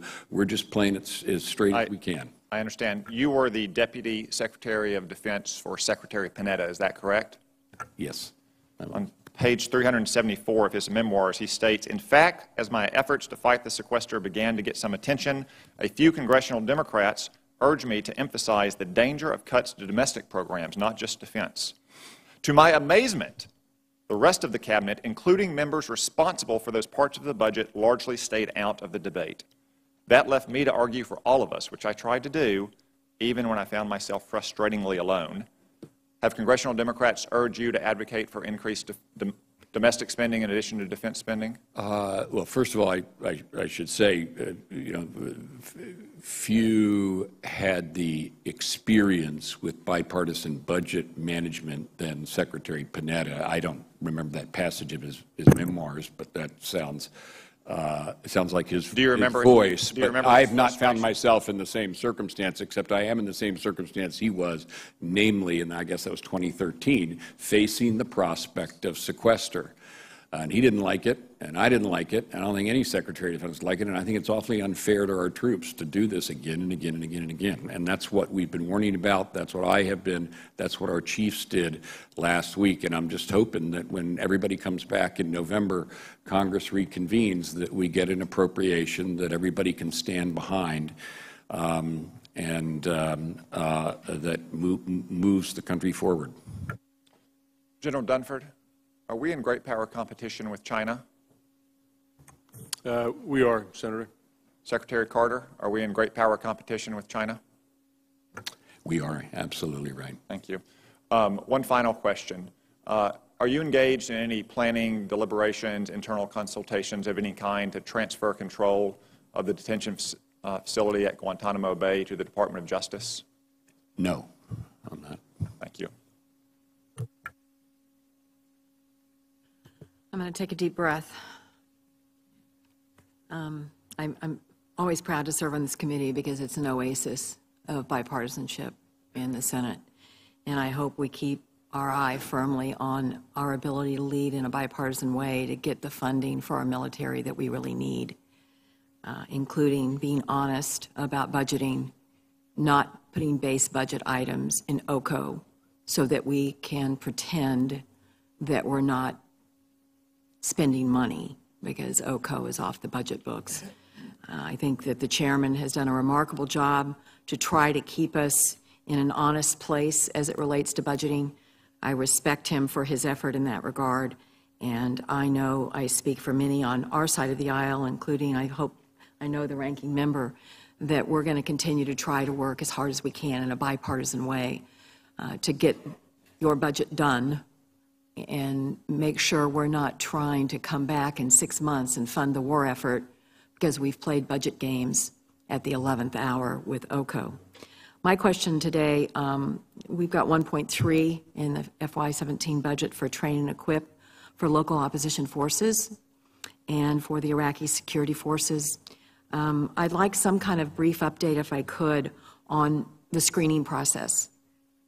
How are we determining who, I mean, one of our challenges has always been in Syria, who do we help, and are they really the good guys? And obviously we had one massive failed attempt to try to put together a force on the ground through train and equip, and now I know we've gone back, and I was in Jordan and visited with our leaders over there about the effort that's ongoing, working with smaller groups and testing them first and making sure they're doing the right thing. But if you could briefly talk about how we are doing the screening process for those resources, I'd appreciate it. Sure, Senator. I'll start, and thank you. And basically it is as you say, namely, we have the same vetting process going on, and I'll ask the chairman to describe that. But the train and equip program that was a disappointment when it started is now, we have changed completely our approach to it, and it is as you described, namely not trying to create de novo forces that will go in and oppose ISIL, but identifying forces that are and then enabling them. And that has been successful. We're going to continue to do that. It does involve vetting to our standards, which is required of us, but the program has changed. It needed to change. It did change and is now on a much more successful footing. I should also thank the committee in the spirit of what you said earlier about budgeting for their budgetary support in a timely way to our requests for that, and much appreciate that as well. And if I had asked the chairman also. Senator, just some of the mechanics. First, individuals who we are working with are vouched for by their tribal leadership. We do biometrics. We do a detailed interview process. We watch closely their behaviors. I would say our leaders over the last several years have been very, very good at literally separating wheat from the chaff as we go through the process of growing Syrian opposition, Syrian or, as the case may be, forces in Iraq, tribal forces in Iraq.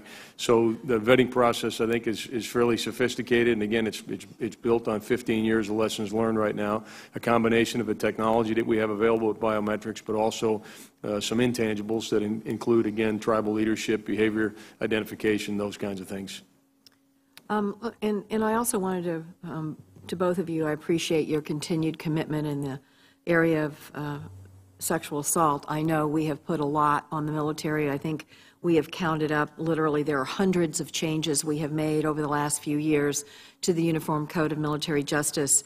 I did want to hone in on one area because as we looked at all of the reports in the last year, lots of good news, incidents down, reporting up, but that retaliation thing is an issue. And you issued a report in April which highlighted standardizing the definition of retaliation, which is tough because, you know, sometimes it's in the eye of the person who's being retaliated upon. And getting a standard definition, I think, is really important. We put in this year's NDAA a provision to make retaliation its own offense. I wanted to find out what kind of progress are you making on trying to come up with the standardized definition of retaliation in this context? Thanks very much, Senator. Let me just begin by thanking you and all the members of this committee for bearing down on this problem. You know, I'm really proud of the way our forces conduct themselves, but there are people who don't conduct themselves up to that standard, and we can't have it. It's objectionable anywhere in society, but in the profession of arms, it's particularly objectionable. And so I very much appreciate your efforts. You're right. Retaliation is something that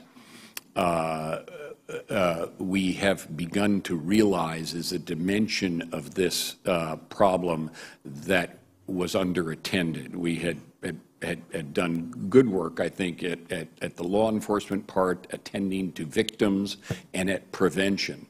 Retaliation, the reason why definitionally it's complicated, but we'll get there, is that there are a number of different ways that retaliation takes place, some of them quite subtle but serious. So one is, you know, a superior who holds it against somebody that they reported a sexual assault, which is completely unfair. A little more indirect is people who are getting taunted via social media and so forth. So we need to define these in such a way that they're legally appropriate, which you would understand, but that also cover the full gamut of things that a common sense definition of retaliation would include. So we are working towards that, and it is complicated, but we'll get there. And I very much how soon do you think you'll get there? Your effort. I believe that the update on that is due by the end of the year. Of this year. I did the report that I submitted to you was earlier in this year, and we should be able to get that done. And of course, we'll communicate that to the committee and get your views. But I appreciate you sticking with us on this issue. Thank you both. Secretary, I'd just like to point out that if it were not for the work of the women on this committee, in a bipartisan basis, we would not have achieved the results that we have. And I am deeply appreciative for the bipartisan effort that's gone on and continues to go on in this committee to address an issue that you know is still with us, maybe to a lesser degree, but is still with us. Senator Tillis. Good morning, gentlemen.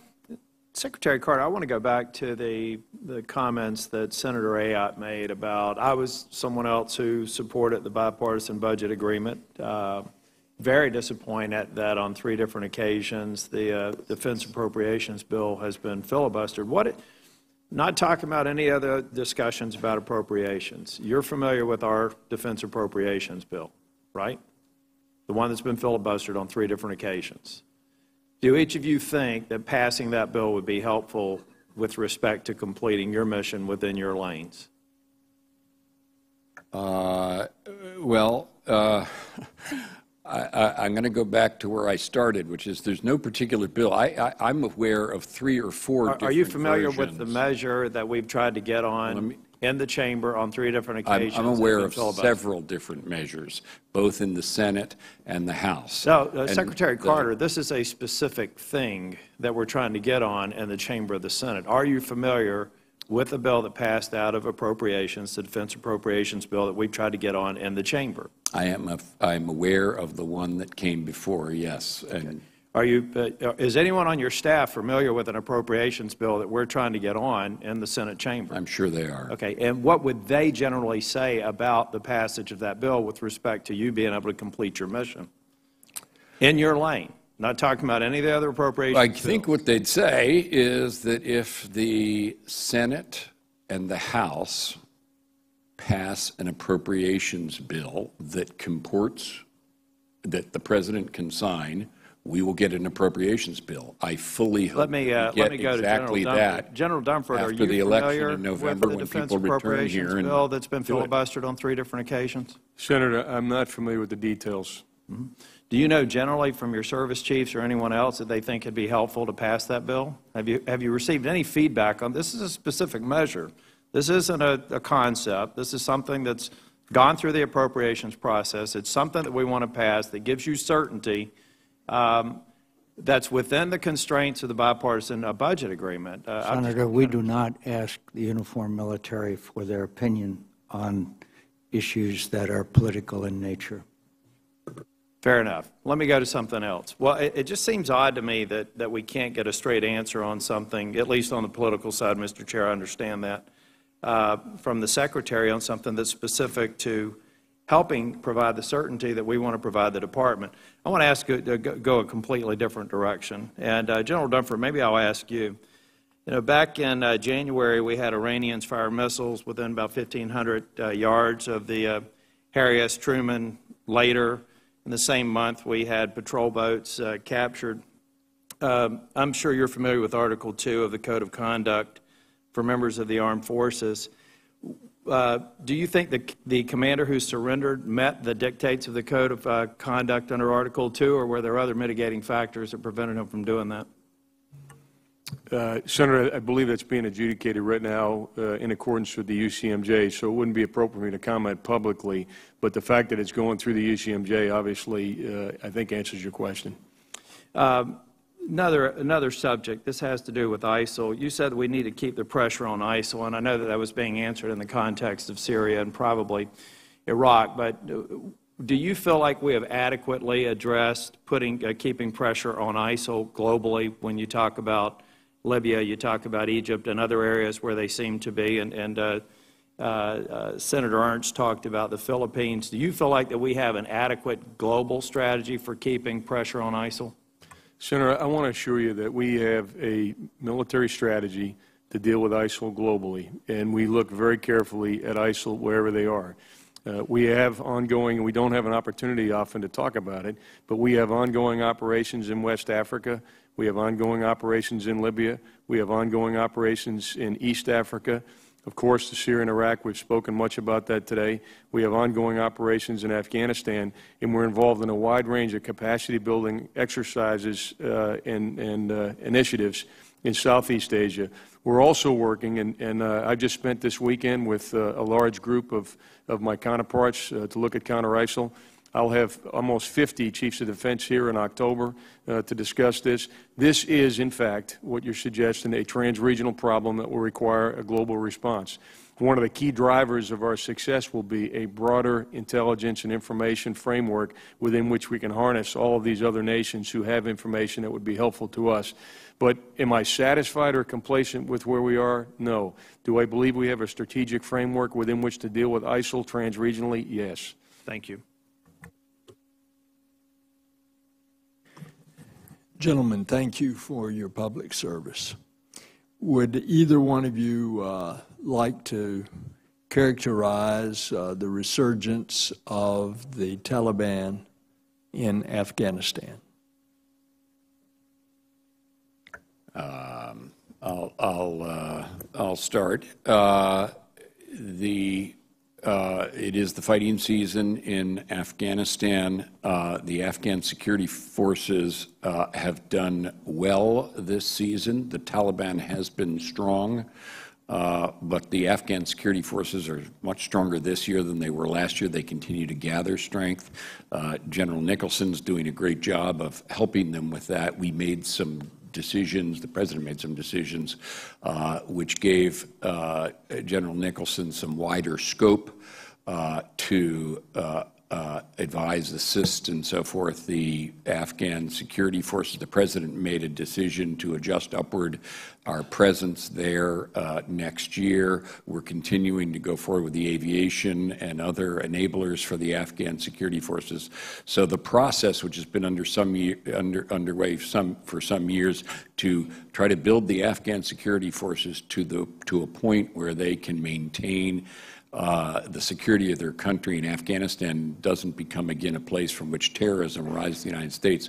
That is our program. That is what we've been trying to accomplish. I should turn it because that progress we owe in very important measure to General Dunford when he was the commander there, and he knows that very well, so let me ask him to join in. Senator, there's no doubt that the Afghan National Security Forces have had some challenges over the past 18 months when they've been in the lead and we have gone to a train and advise assist mission.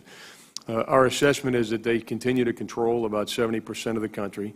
They're taking far more casualties than we're comfortable with, and they still have capability gaps in their special operations capability, their aviation enterprise, their intelligence, logistics, and, of course, broadly at the Minister of Defense, Minister of Interior level. And that's our focus right now, is to further develop those capabilities so we can mitigate the casualties that they're suffering, which is of great concern, as well as some of the tactical setbacks that they've had. But on balance, I would call what's going on right now between the Afghan National Defense Security Forces and the Taliban as roughly a stalemate. The Taliban have not been successful in achieving the goals that were outlined in their campaign plan, which they typically make public in the spring of each year. And on balance, the Afghan forces are holding. In my judgment, if we commit to continue to support the Afghan forces and continue to grow their capability, they will be able to provide security in Afghanistan. And as Secretary Carter said, as importantly, we'll be able to maintain an effective counterterrorism presence and platform in South Asia in conjunction with our Afghan partners.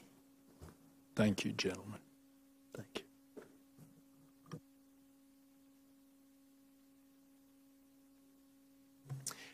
Thank you, Mr. Chairman. Thanks to both of you for all you do to keep us safe and to keep our country free. Your service and sacrifice are deeply appreciated. Late last week, there was a video that surfaced, a video that appeared to show the Free Syrian Army,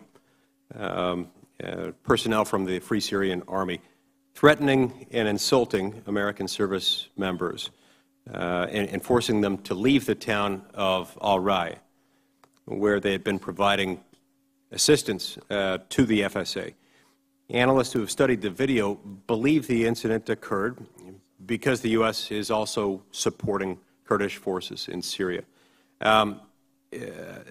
Secretary Carter, first, have you seen this video, and can you confirm reports that it appears to have taken place in Al-Rai? I've not seen the video. I've read reports about it. Let me ask Chairman Dunford, who has followed that closely, to answer you. Senator, it took place in northern Syria. I'm familiar with it. I didn't watch the video. I have spoken to our commanders about it. What I can assure you is that the group that was taking some action against our forces, at least verbally, was a very small minority of the forces we're supporting, and that incident was policed up by our other partners. And we view that to be an isolated incident and not reflective of the relationship that our forces have with the vetted Syrian opposition forces. In fact, I think the progress along the northern border between Syria and Turkey is indicative of the relationship we have, which is very effective. Okay, so I think that goes a certain distance toward answering what was my next question, which was, you know, what's the level of tension that you're seeing between some of the Sunni Arab rebel groups that we're assisting on the one hand, and on the other hand, the Kurdish groups that we're also supporting in Syria, and is there tension there, and could that tension and the resentment that it engenders possibly threaten the security of our U.S. personnel? Senator, there's incredible tension in that region, and I would offer to you, I think it's a testimony to the professionalism of our forces that are there, because they have actually been managing this tension for months and months. And the fact that we've been able to continue to support the Syrian Democratic Forces and have them make the significant progress they made, and continue to support the vetted Syrian opposition forces while we politically manage the relationship between Turkey and the Syrian Democratic Forces and the United States. It is all part of a pretty complicated situation on the ground over there that we are managing on a day-to-day basis. I'm not dismissive of the challenges, but frankly, to date, we have been able to mitigate them. Okay, thank you.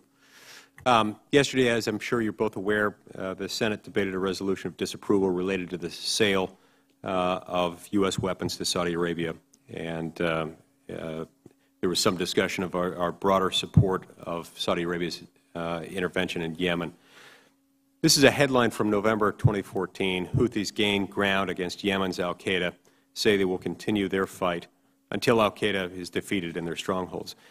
Secretary Carter, you stated on April 8, 2015, regarding new gains being made by al-Qaeda in the Arab Peninsula, quote, AQAP is a group that we're very concerned with as the United States because in addition to having other regional ambitions and ambitions within Yemen, we all know that AQAP has the ambition to strike Western targets, including the United States, close quote.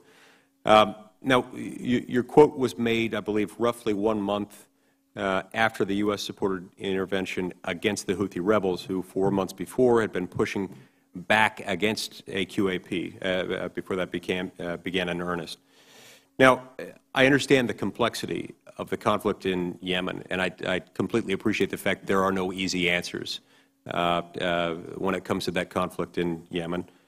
But, Mr. Secretary, do AQAP and other Sunni extremist groups operating in Yemen still pose the greater threat to U.S. security?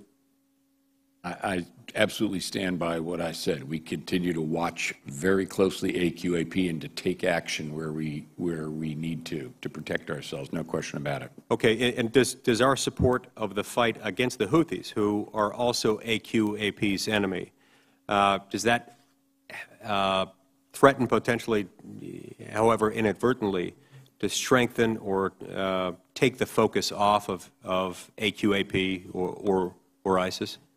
We've not taken our focus off of AQAP, no.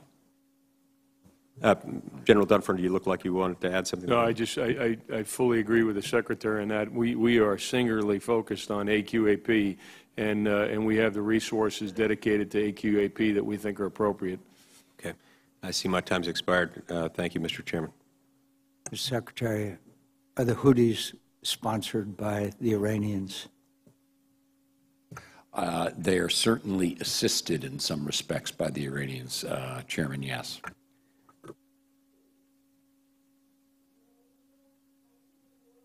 Thank you, Mr. Chairman.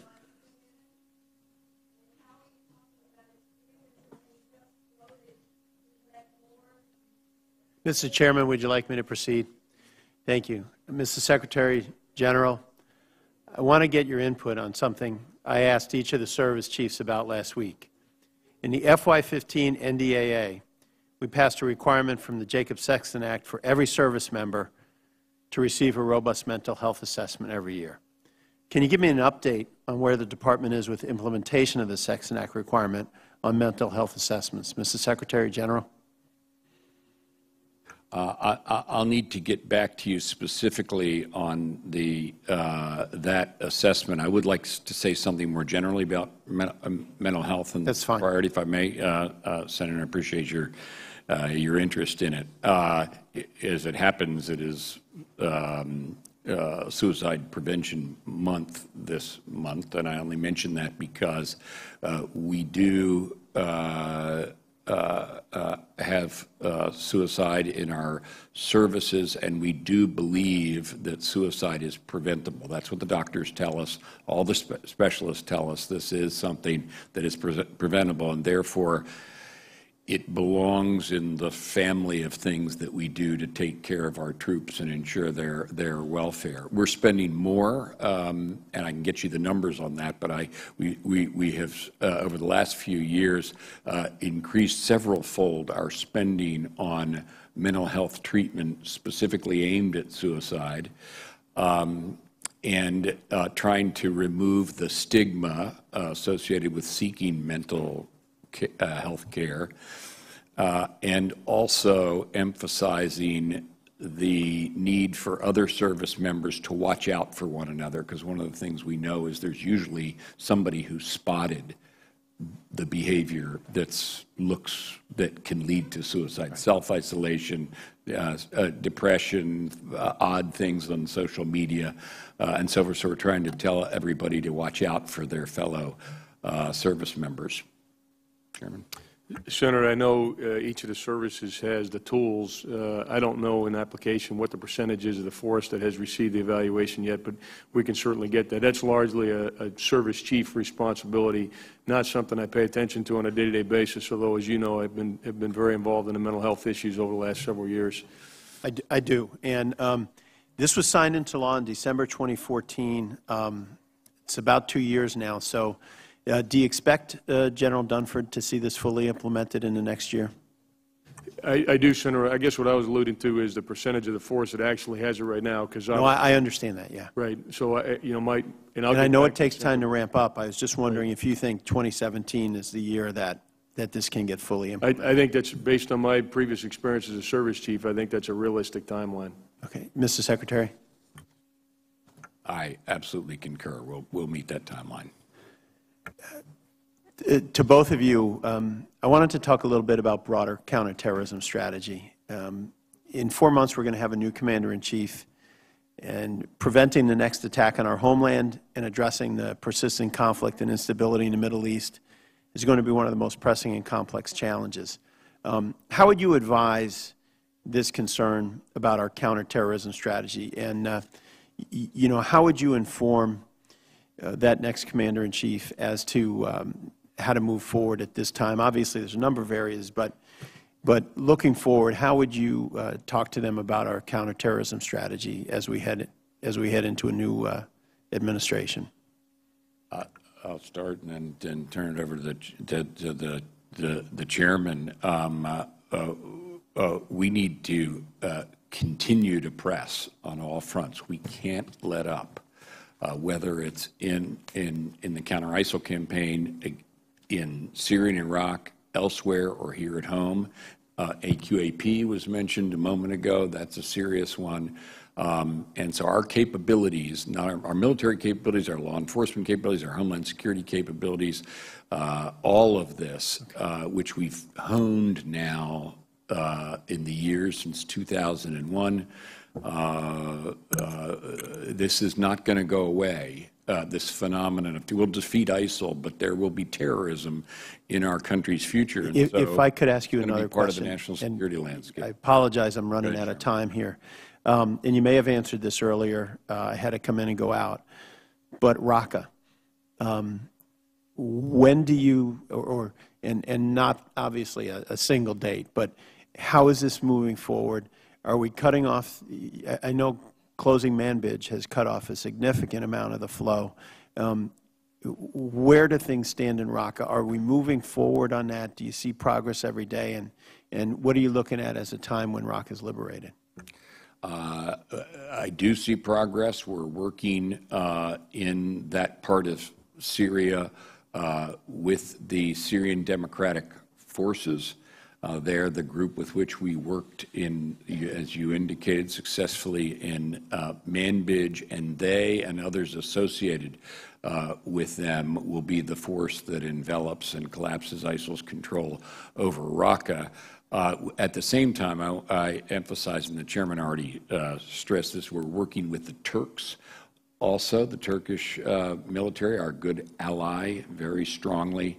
Also in the northwestern portion there, and obviously they have difficulties with one another, but in each case we support them against our common objective, which is counter ISIL. Mr. Chairman, if you give me just 15 seconds. On behalf of everyone in Indiana and the family and others too, when we go to Raqqa, we lost some young men and women there who were killed by ISIL, and we want to have them come home. We don't want to leave anyone behind, and we would ask for your cooperation and assistance. My young man, Peter Kassig, Kayla Mueller, so many others, not to leave any names out. But all the parents and all the folks back home, we want them all to come home. And we sure appreciate your assistance in making that happen. Noted, Senator. Thank you. Thank you, Senator, for bringing that issue up. They should come home. Senator Graham. Well, thank you. Thank you both for your service to the country. We're going to try to get through as much as possible here. Do you support the arms sale to Saudi Arabia that's being proposed? I do, yes. Do you, General? I do, Senator. Okay. JASTA, are you concerned that we could be creating an environment where something like this bill could be used against our troops down the road? That is a law enforcement matter, but we are watching it closely for the very reason. Do you support the President's veto of this bill? Well, I'm concerned about about exactly what you're talking about. Fair enough. And we'll talk. I'll write you a letter. We can do it more in detail, but I understand your concerns. Do you support arming the Syrian Kurds? I do support continuing to work with them, yes. No, I didn't say work with them, providing them arms. Yeah, well, we have provided them with some equipment already and providing them arms, yes. They are part of the Syrian Democratic Forces. Right. Now, we haven't taken any specific decisions about that yet. But they are... The answer is yes. You support arming the Kurds more in Syria. I support whatever is required to help them move in the direction of Raqqa. Which could be providing them more arms.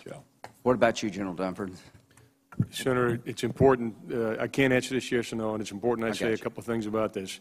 Number one, they're the most effective force that we have right now and the force that we need to go on Raqqa, and we do have sufficient forces to be able to secure and seize Raqqa. Yes, sir. I appreciate that. Do they support removal of Assad? Today, that is not their stated political objective. So wait a minute. Now, let's slow down. Whoa, whoa, whoa, whoa. We have two objectives: to destroy ISIL, right, and to remove Assad. Is that correct, both of you?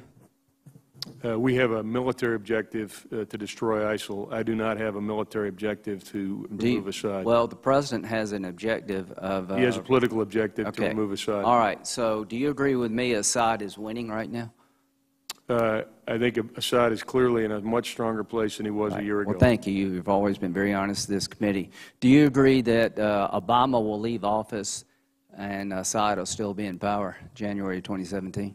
I don't see a path right now where Assad would not be in office. So let's talk about how you change the political equation. Do you agree with me that the only way Assad's ever going to leave if there's some military pressure on him that makes the threat militarily more real to him?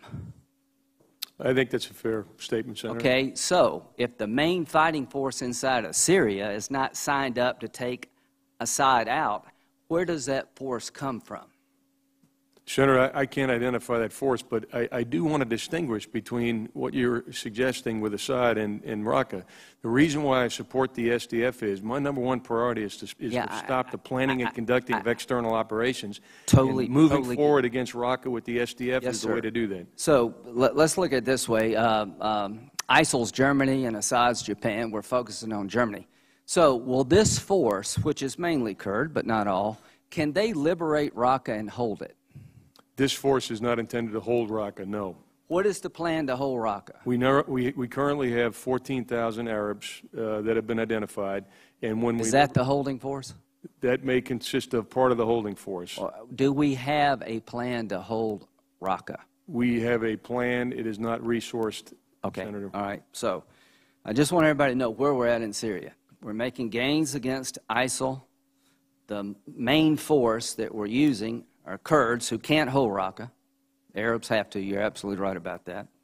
The Kurdish force, which is the main center of gravity inside of Syria, at this moment is not interested in putting military pressure on Assad.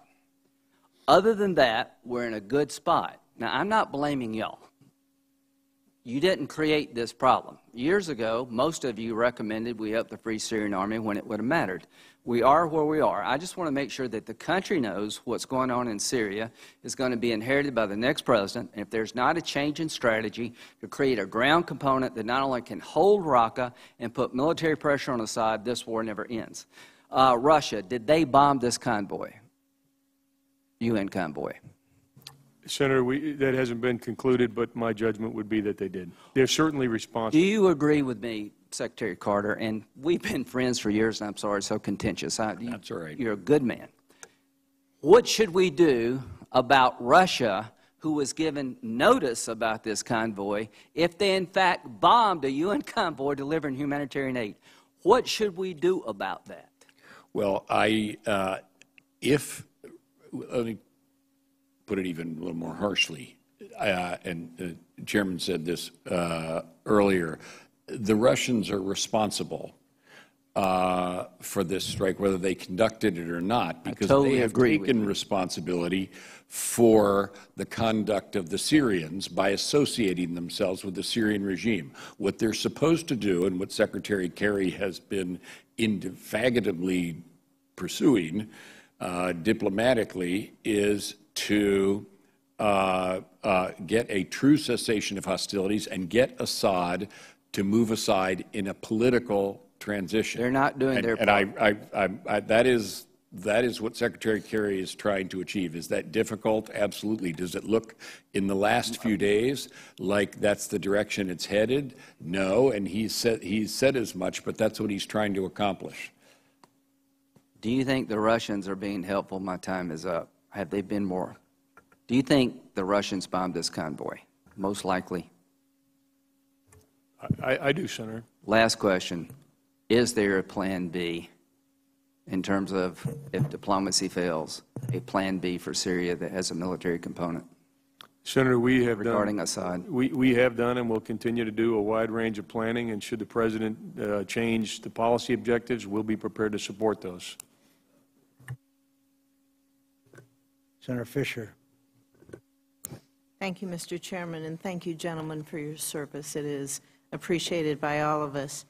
Secretary Carter, you stated that the United States will not ignore attempts to interfere with our democratic processes, which I believe is in reference to the recent cyber attacks on political parties, candidates, and election systems. By that, do you mean that costs will be imposed on those responsible for these attacks? Sadly, the reference is a very broad one. I made it in Europe and was speaking to that audience very broadly to include the issue you stated, but which is a concern they all have and we have at NATO. The broader category is called hybrid warfare. It ranges from little green men to people interfering in democratic process. That's a concern that I was discussing with allies when I was over there, and it's part of the way NATO is going to have to adapt to the world as it really is. And yes, we're going to have to defend ourselves against. So costs would be imposed for cyber attacks. That is like any other attack. Do you think that, with regards to cyber, that this should be done in a public way so that the penalties are clearly visible to other potential attackers in the future? Well, I certainly think that we need to defend ourselves and then take action against perpetrators when we identify them, and that is in appropriate ways. I simply mean that because the perpetrators of cyber attacks range from, and cyber intrusions range from nation states to cutouts to hackers to criminal gangs, and it's quite a variety. And it's why our highest priority in cyber, including in our cyber command, is defense of our own networks. Right. It has been widely reported that Russian hackers are responsible for the penetration that we've seen at the Democratic National Committee, those computer systems. When we look at leaks of the DNC emails and documents, I guess the questions continue to persist regarding the strength of that connection between the hackers and Russian officials, and it is generally accepted that the affiliation exists. If this is true, that there is this connection out there, what is clear is that it's, to me, another very public instance and this time using cyber, where Russia continues their aggression towards this country and towards our interests. And when we have an adversary who so brazenly strikes at the heart of our democratic process, I think that indicates how low they believe the cost of that behavior is going to be. So in other words, I think we've possibly lost the deterrence factor when it comes to cyber attacks. Would you agree with that? We can't lose deterrence effect ever. And with respect to Russia, one of the emphases, stresses we made in our budget, and by the way, this is one of the reasons why we would appreciate having our budget passed as is, to get back to an earlier question, is because it prioritizes something we haven't had to do, Senator, as you're stressing, for a quarter of a century, which is, it used to be, we haven't had as a major component of our defense strategy countering the possibility of Russian aggression. Now we do. That's why we're making investments, and it ranges from cyber to the European Reassurance Initiative, which is one of the things that we hope doesn't get affected in the budget. And I apologize for interrupting you. The chairman's strict on time.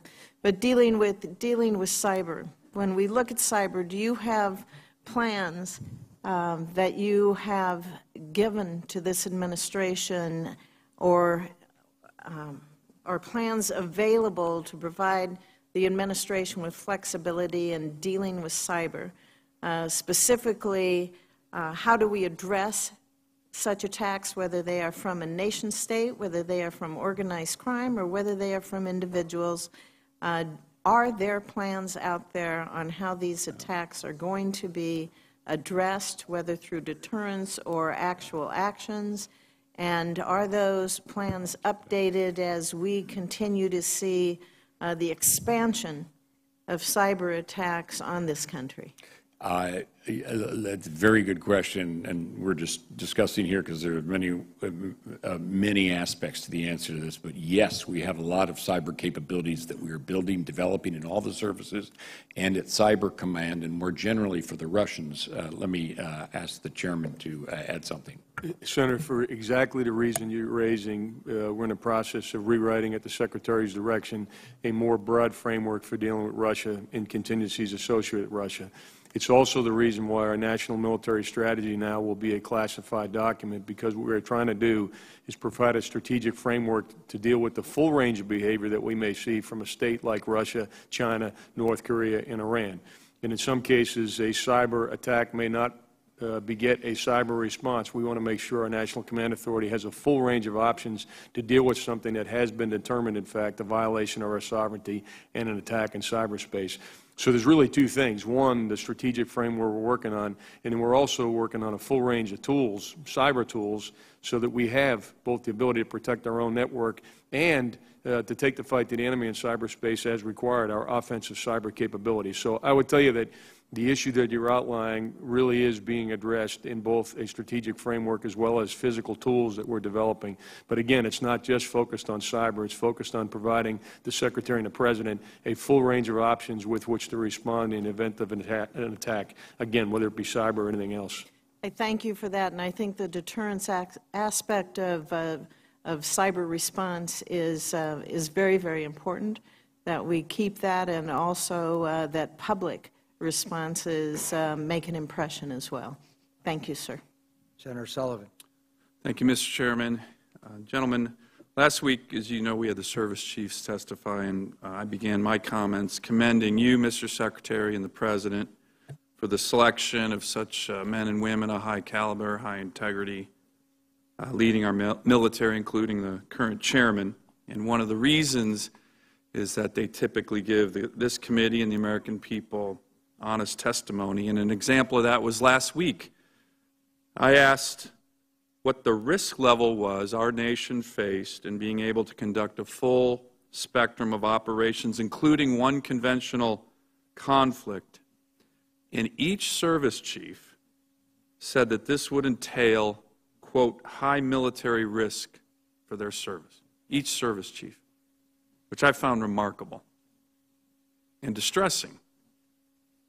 General Dunford, do you know if that's ever happened before, where all 4 service chiefs have stated that we currently exist at a state of high military risk for our forces? General Milley described what that meant, which is a lot of death for our military if they have to go into this kind of spectrum of ops. Is this unprecedented? Senator, I don't know if it's unprecedented, but over the last several years, I think all of the chiefs, to include me when I was a commandant and the chiefs before I assumed that responsibility, have been articulating the risk associated with the readiness challenges that we've had, really now that date back as far as 2005. So do you agree then, I assume, with the assessment of each service chief that we face high military risk in terms of a spectrum of ops that includes... Senator, I don't agree that we have. I agree that each of the services has high risk, and they've articulated it. The one thing I think I would like to say, and then answer your question, is we today can defend the homeland. We today can meet our alliance responsibilities, and we today have a competitive advantage over any of those 4+1 we spoke about. But I fully associate myself with the chiefs when they talk about the time and the casualties that we would take as a result of readiness shortfalls that we have today. Do you think high military risk is acceptable? I did not say that, Senator, for 1 minute. So what I want to do is I want to communicate to those who are listening, both in the force and our potential adversaries, to make it clear that my judgment is that the U.S. military today can, in fact, dominate any enemy in a conflict. Mr. Secretary, the 4 service chiefs talked about high military risk. Again, I thought that was remarkable. I don't know if that's ever happened, Mr. Chairman, before this committee before, but it begs the question that we've been talking about in this hearing today is how, if that's what they're saying, how can the President not support increased military spending? Right now there's a new Gallup poll out saying first time since 2002 the American people support more military spending. If the service chiefs are each saying we face high military risk, how can we not be supportive of additional military spending? I just don't understand that at all. First of all, let me thank you and associate myself with your commendation of the senior leadership of our department. We're blessed as a country to have such people serving us, and they told it to you straight, and I too associate myself with what they said. There is risk in the force, and the risk... It's actually high risk. Let me tell you, unpack that, because they each did that for you. It's different in each of the services, but there are a few common denominators. One has been budget instability, which is why I am and will continue to hew to the idea that we need budget stability, and that means everybody coming together. Not this idea and that idea and that idea, but one that everybody can agree to. And we haven't seen that yet, and it's the end of the fiscal year. Mr. Secretary, just let me finish. Quick point on that. Just a quick point on that. 8 times in a row. So that's going to have an effect. You've had the minority leader of the United States Senate filibuster the defense appropriations bills, not 3 times, as my colleagues have said, 6 times in the last year and a half. So we're trying to make that happen, and we are all trying to make that happen. Thanks. Let me go on. There's another thing that's of substantive importance other than the budget instability of the last few years, and that is the services. And I think you mentioned General Milley. He in particular, and I want to associate myself with this, is trying to move to full spectrum, exactly the words you used, from an Army that we dedicated almost wholly in terms of force structure to the coin fights that we had to conduct in Iraq and Syria. So the Army's been resourcing them heavily. Now he is trying to get his forces trained for full spectrum combat. And as he said to you, that's a matter of budget stability, yes, but it also is a matter of time, and he's working on it. That's his highest priority, and I agree with him for the U.S. Army. He's trying to get all his brigade combat teams to go through the Nellis, the CTC at Nellis. That's going to take some time. If we go to the Marine Corps, and I know General Neller spoke to you about that, their highest readiness priority, which I also want to foot stomp, as I'm sure he did, is in their aviation. And there are a lot of different dimensions to that. One is the recap of their aviation, both rotary wing and with the F-35 Joint Strike Fighter coming down the line. With the Navy, it's mostly a matter of ship maintenance, depot maintenance, and Admiral Richardson's working on that. In the Air Force, for General Goldfein, the Air Force continues to have readiness challenges which are associated partly with budget instability, but mostly with the high op tempo of the Air Force. We're working the United States Air Force really hard in that air campaign over in Iraq and Syria. It's essential, it's important, but it means that air wings are constantly rotated in and out, and when they come back, they have to go back in for readiness training. So in the budget we submitted for FY17, and we said this, readiness and resourcing the readiness plans of each of the services was our highest priority. So there's no question about it. There's risk there. It has accumulated over the years. We need stability and we need priority in order to work through it. We need stability from you. We'll give it priority, and I totally support the chiefs in what they told you last week. Senator Cruz, in just a second, Mr. Secretary, the impression that was given by the service chiefs was it comes down to readiness, training, spare parts, all the things that go when you have budget cutbacks. We've seen the movie before. So, although, as you pointed out, each individual's service has some specific needs, it all comes back to funding for operational readiness and training, which is always the first to go. And that's obviously when we have U.S. pilots flying less hours per month than Chinese or Russian pilots, there's something fundamentally wrong, and I know you agree with that. Senator Cruz. Thank you, Mr. Chairman. Secretary Carter, General Dunford, thank you for being here today. Thank you for your testimony on the critical national security threats facing our country. The last 7 years, we've had an administration that has in many ways neutered itself and ignored one transgression after another from our enemies. And as a result, our adversaries are continuing to increase their belligerence. Iran has received no meaningful repercussions for illegally seizing American sailors and endeavoring to humiliate them, and has since increased their aggressive tactics and harassment of U.S. Navy vessels operating in the Arabian Gulf. For months, Russia has been ramping up the pressure on our military, previously flying within 30 feet of a U.S. Navy warship, and most recently flying within 10 feet of a U.S. Navy surveillance aircraft. And instead of treating these as escalatory acts from an adversary, Secretary Kerry rewarded Russia by agreeing to share intelligence in Syria. These examples don't even touch on Iranian and North Korean efforts to develop their ICBM programs, nor the expansion of ISIS beyond the Middle East.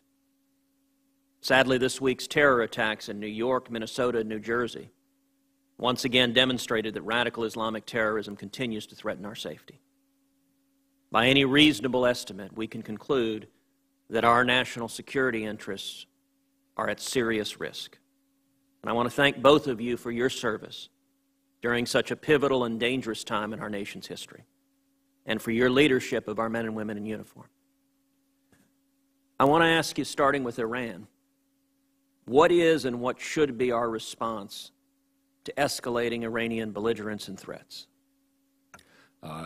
Well, first of all, thank you very much, Senator, for that. And you hit them all. The 5 parts of our military strategy that are reflected in what we're trying to get in our budget, namely counter-ISIL, Iran, North Korea, Russia, and China. All of those present very different but serious challenges that have a serious military dimension to them. With respect to Iran, notwithstanding the nuclear deal, which was good in the sense that it removed, if implemented faithfully, which it is being so far, removed nuclear weapons from our concerns about Iran, it did nothing to alleviate other concerns we have. Their malign influence, their support for terrorism, malign influence in the region.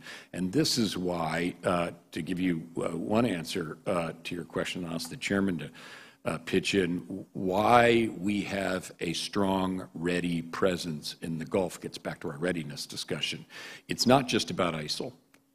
We have a big op-tempo to defeat ISIL. We're going to do that. It takes a lot of force structure, but also readiness consumed doing that, consumed in a good thing because we're defeating ISIL. But we are also standing strong in the Gulf. That means defending our friends and allies there, defending our interests, and countering Iranian malign influence. So it is an enduring commitment of ours. Let me ask the chairman to join in. Senator, I think from a military perspective, there's three things that we need to do. Number one is we need to make sure that the inventory of the joint force can deal with Iranian challenges that do range from ballistic missile defense to the malign influence that you spoke about earlier. Number two, we need to make sure in our day-to-day operations we make it clear that we're going to sail, fly, and operate wherever international law allows us to, and we'll continue to do that. Number three, as the Secretary said, we need to have a robust presence in the region that makes it very clear that we have the capability to deter and respond to Iranian aggression. Those would be the three elements that we need to have from a military perspective to give our President whatever options he may need to have. General, in your judgment, was flying $1.7 billion in unmarked cash to give to the Iranian government incentivizing positive behavior from Iran? Senator, I'm not trying to be evasive, but I don't know the details of that arrangement, and it really was a political decision that was made to provide that money, and I don't think it's appropriate that I comment on that. Well, let me ask it this way. I spoke yesterday to Pastor Saeed Abedini, who was one of the American hostages held in Iran. And Pastor Saeed described how, when he was preparing to fly out, that his captors told him they were going to wait until the plane load of cash landed. And if the plane load of cash didn't land, he wasn't flying out. And when $400 million touched down in cash, they allowed him to fly out. Now, under any ordinary use of language, that would seem to be payment of a ransom. Does it concern you if the United States is now in the business of paying ransom to terrorist governments for releasing Americans, the incentive that we face for future terrorists and future terrorist governments to attempt to kidnap and hold for ransom Americans? Senator, let me just jump in here for the chairman. We weren't involved in this. This was the settlement of a legal case, and that's long-standing. I don't know all the details of it, and the chairman and I were not involved in that. It is a decision that was taken by the law enforcement and the diplomatic community. Mr. Secretary, I appreciate that, but I would like an answer from General Dunford to the military question, whether in his professional military judgment it concerns him the precedent of paying ransom for Americans to terrorist governments. Senator, without commenting on whether or not that was ransom, again, because I don't know the details, our policy in the past is that we don't pay ransom for hostages, and I think that's held us in good stead in the past. But again, I don't know the arrangements that were made in this particular case, and I can't make a judgment as to whether or not that's what we did. All I've done is read the open source reporting on that. Thank you. Give General Sullivan a chance to ask one more question. Indeed. Thank you, Mr. Chairman. Gentlemen, I just wanted to turn to the issue of the South China Sea. And the international ruling in The Hague put China on the defensive. Mr. Secretary, as you know, a number of us at the Shangri-La Dialogue have been supportive of your efforts, and I certainly want to give the administration credit for sending 2 carrier battle groups to the region together recently. But I I think a number of us remain concerned about the likelihood of reclamation at the Scarborough Shoal and the ongoing, and it's definitely ongoing from all reports, militarization at Fiery Cross, Subi, and Mischief Reef, which was also declared as not, being within China's territorial realm. So what's the strategy to deter future Chinese reclamation activities in the South China Sea, especially at Scarborough Shoal, and equally, if not more important, what's the plan to respond to ongoing militarization of the land that they've already claimed? Thanks, Senator. I'll start, and then Chairman can join. I'm actually glad you raised the issue. We haven't talked much about the Asia-Pacific, but you know a great deal about it, and I appreciate that Chairman McCain always leads a delegation out there to Shangri-La, because it shows the persistence of the American presence in that region and the centrality of our continued presence there. Now, what we have stood for there now for many, many years and continue to stand for, and the reason why so many countries are associated themselves with us, and increasingly so, is we stand for principle. And one of those principles is the rule of law. So the decision did come down, and our position, we didn't take a position in the disputes themselves. We do support the decision of the court. China's rejection of that is having the effect, you asked, well, sort of what's the reaction to all this? The effect of causing countries there to express their concern by wanting to do more with us. And we like building the security network there. We're not trying to do that against China, but if China chooses to exclude itself in this way, this is the development that occurs. So we're working more with each and every country there. We find them increasingly coming to us, and we are continuing to operate there as we always have and always will.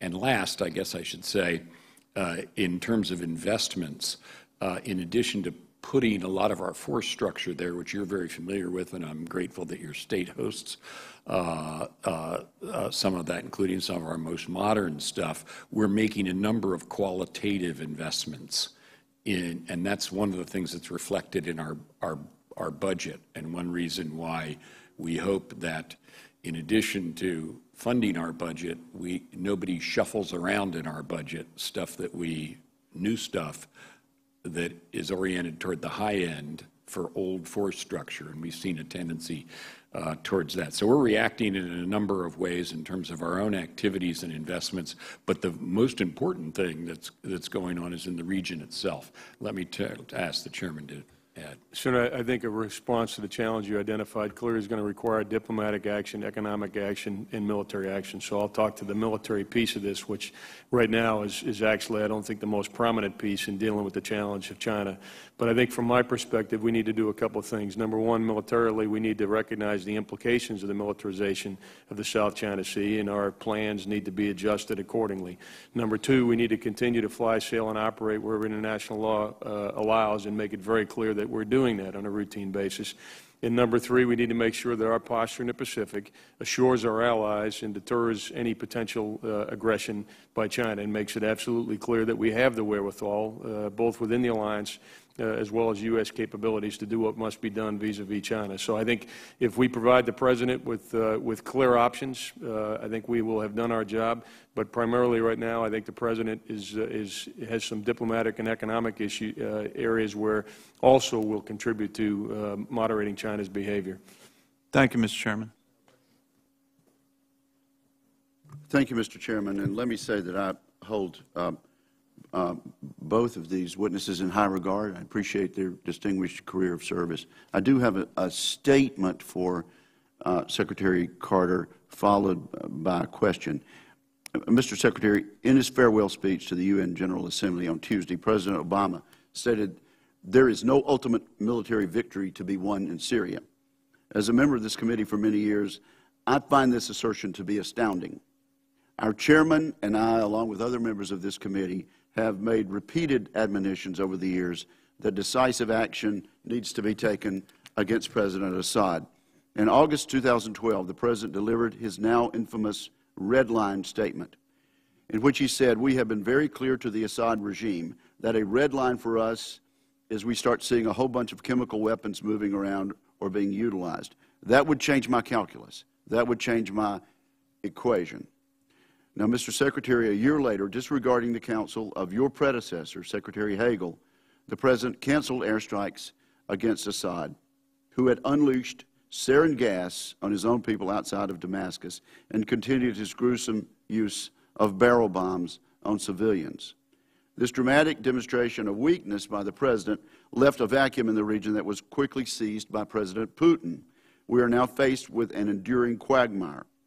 Sadly, President Obama's stunning remark that there is no ultimate military victory belies the reality of the Obama foreign policy that has ignored and belittled the advice of our leaders in the Department of Defense. To add insult to injury, the President issued a memo yesterday ordering you and General Dunford to consider climate change during our military planning process. Last weekend, we dealt with multiple terrorist attacks on our shores. Last night, we heard that ISIL may have launched a chemical attack on our troops. It boggles the mind that the President would issue such an order during this critical time in our history. 400,000 civilian deaths in Syria. I wonder what the carbon footprint of these barrel bombs would have been that we could have prevented had we acted decisively. Mr. Secretary, I have the highest regard for you as an individual, as I've already stated, and I thank you for your service. I just wish you had been given the appropriate authority by the President to turn this administration's misguided policy around. Now, I was here when this hearing began at 9:30. You've all been very patient with your answers, and I know you've discussed this already, Mr. Secretary, but at this point, toward the end of this hearing, is there anything else you'd like to add in response to what I've said? It seems the President is more resolved now than ever to forget his 2012 promises. What's your recommendation as to the future of the Assad regime? What about the President's? What about your statement during confirmation that, as the President has said, Assad has lost his legitimacy and cannot be a part of the long-term future of Syria? Is that statement still operative? I think it is. And I'll just give a general answer to your general question. You're right, it was discussed earlier. And even though we are going to be, I'm confident, militarily successful against ISIL, insofar as the Syrian civil war is concerned, the violence can't end there until there's a political transition from Assad to a government that is decent and that can govern the Syrian people and put that tragically broken country back together. That doesn't look in sight now. It is what we talked earlier about Secretary Kerry's trying to make arrangements to promote. But that's necessary for the resolution of what is, as you say, a very tragic situation. Let me see if the Chair wants to add anything. Well, let me just ask this, if you don't mind, Secretary Carter. It would help if the barrel bombing ended. And I spoke to a Democratic colleague of mine today. I've been calling for a no-fly zone to stop the barrel bombing, and I asked this colleague of mine on the other side of the aisle if he would support that, and he said yes. He said, I want to call it something else rather than a no-fly zone, but that this particular senator, it is a fact that this particular senator has now changed his position and would like us to take action to prevent the barrel bombing. What is your position about that, and wouldn't it help if we took decisive action and ended this carnage? I don't know the specific proposal which you're discussing with your colleague. Make one comment and then see if the Chairman wants to add anything. I think he was talking about a no-fly zone. Well, but described in more palatable terms. There are a number of different proposals have been made, but the one that I think the focus on right now is the one Secretary Kerry's trying to promote, namely a no-fly zone for the Russians and the Syrians who are attacking the Syrian people.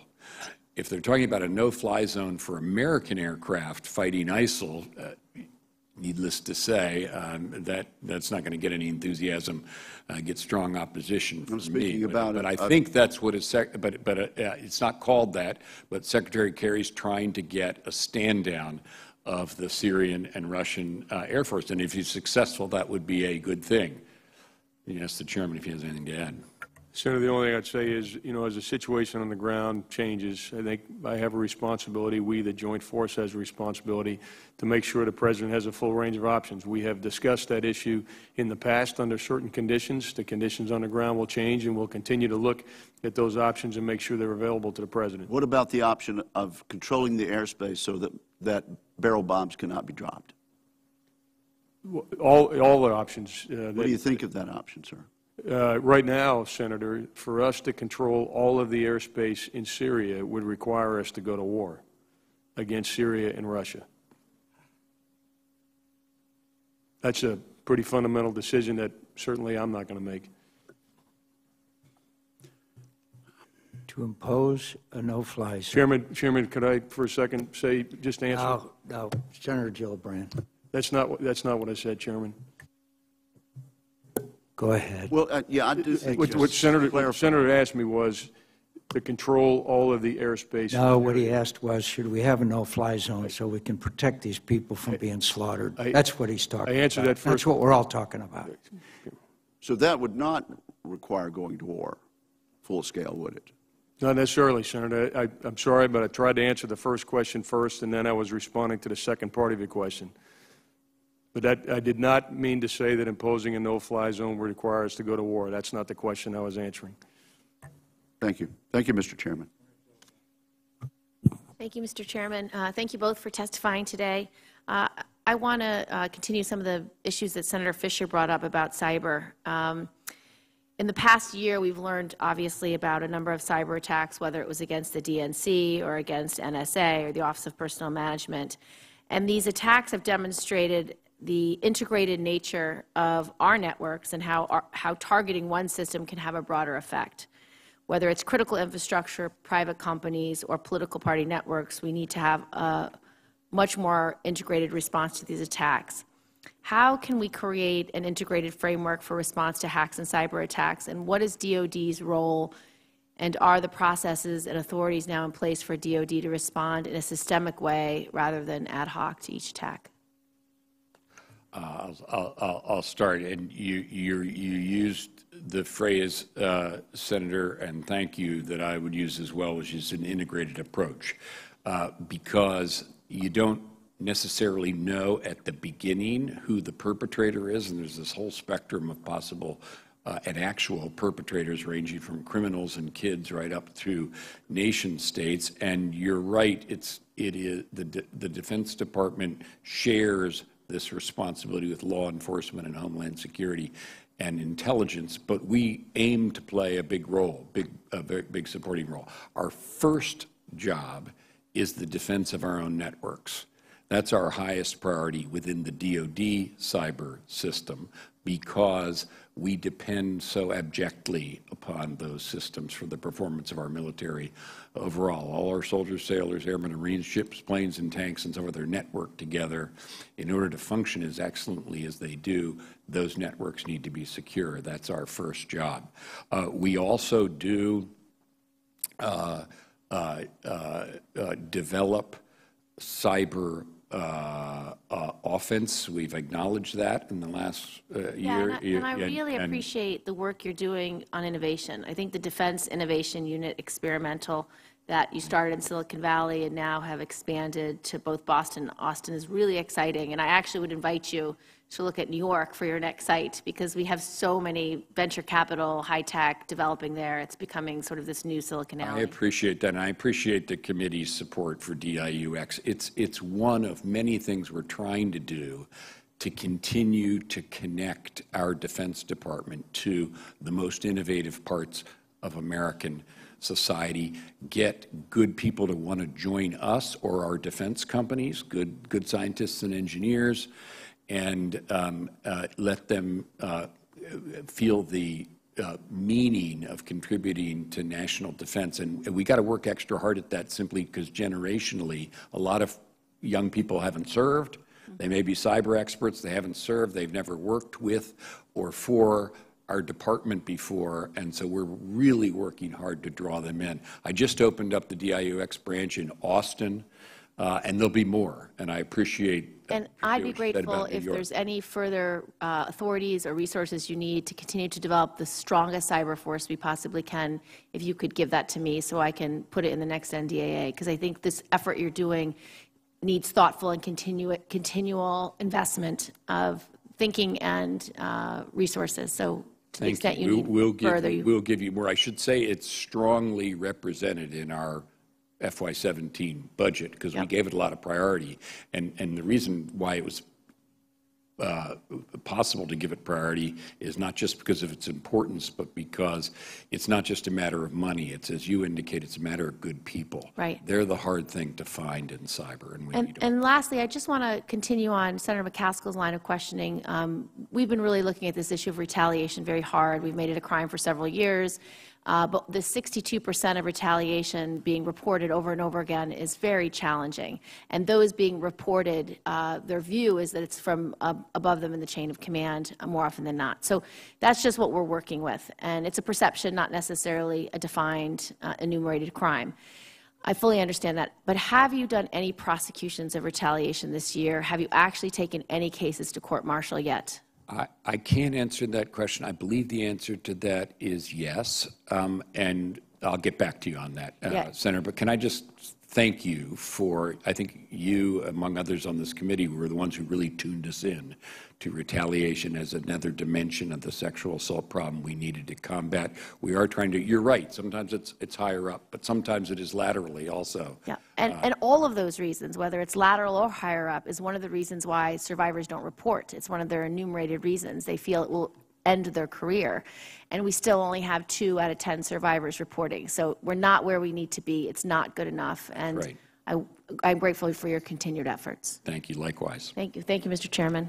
I can assure the senator from New York, as long as I'm chairman of this committee, we will not take away the responsibility of the commanding officer, the chain of command, as hard as she may try to remove that. Senator King, did you have anything else? Just one quick question to follow up on this line of questioning about cyber. Gentlemen, do you believe that we should separate, or I'm sorry, that Cyber Command should be elevated to a independent combatant command? Senator, that's not a decision we've taken yet, but I think that's going to be a natural evolution for us, and is going to be part of the natural evolution of our cyber force and giving this new priority. So we are looking at the various managerial aspects of cyber.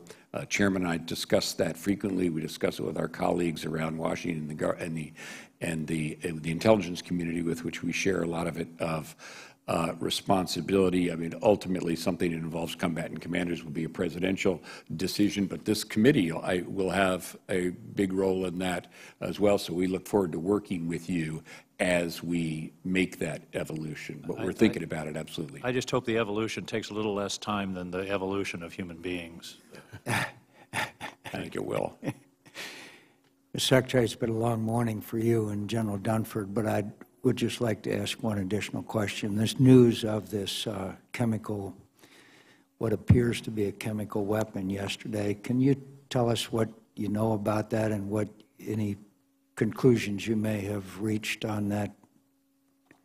Absolutely, we can. Go ahead, Chairman. Chairman, we assess it to be a sulfur mustard blister agent. We don't assess that ISIL has a very rudimentary capability to deliver that. It went on one of our bases. We have effective detection equipment there. We have effective protection equipment. We can also decontaminate. But and we also are tracking a number of targets. One we struck last week which is a pharmaceutical plant, which is part of the chemical warfare network that ISIL has. And so we have been tracking this. We've had a number of strikes, I think 30 over the past year, against emerging chemical capability. And in this latest strike, again, we assessed was sulfur mustard. None of our folks were injured by this particular incident, and it wasn't particularly effective, but it was a concerning development. It is concerning, because we have known that they had some kind of chemical weapons facility there in Raqqa, and as you say, we have struck it, but it is concerning, particularly on those people who don't have the protective equipment as well. I thank you. I thank the witnesses. I know it's been a long morning, and I appreciate their being here, and we will look forward to perhaps in a lame duck session trying to get them the authorization that they require in order to carry out their responsibilities. And I am not proud of the fact that the Congress of the United States has not carried out ours. I thank the witnesses. This hearing is adjourned.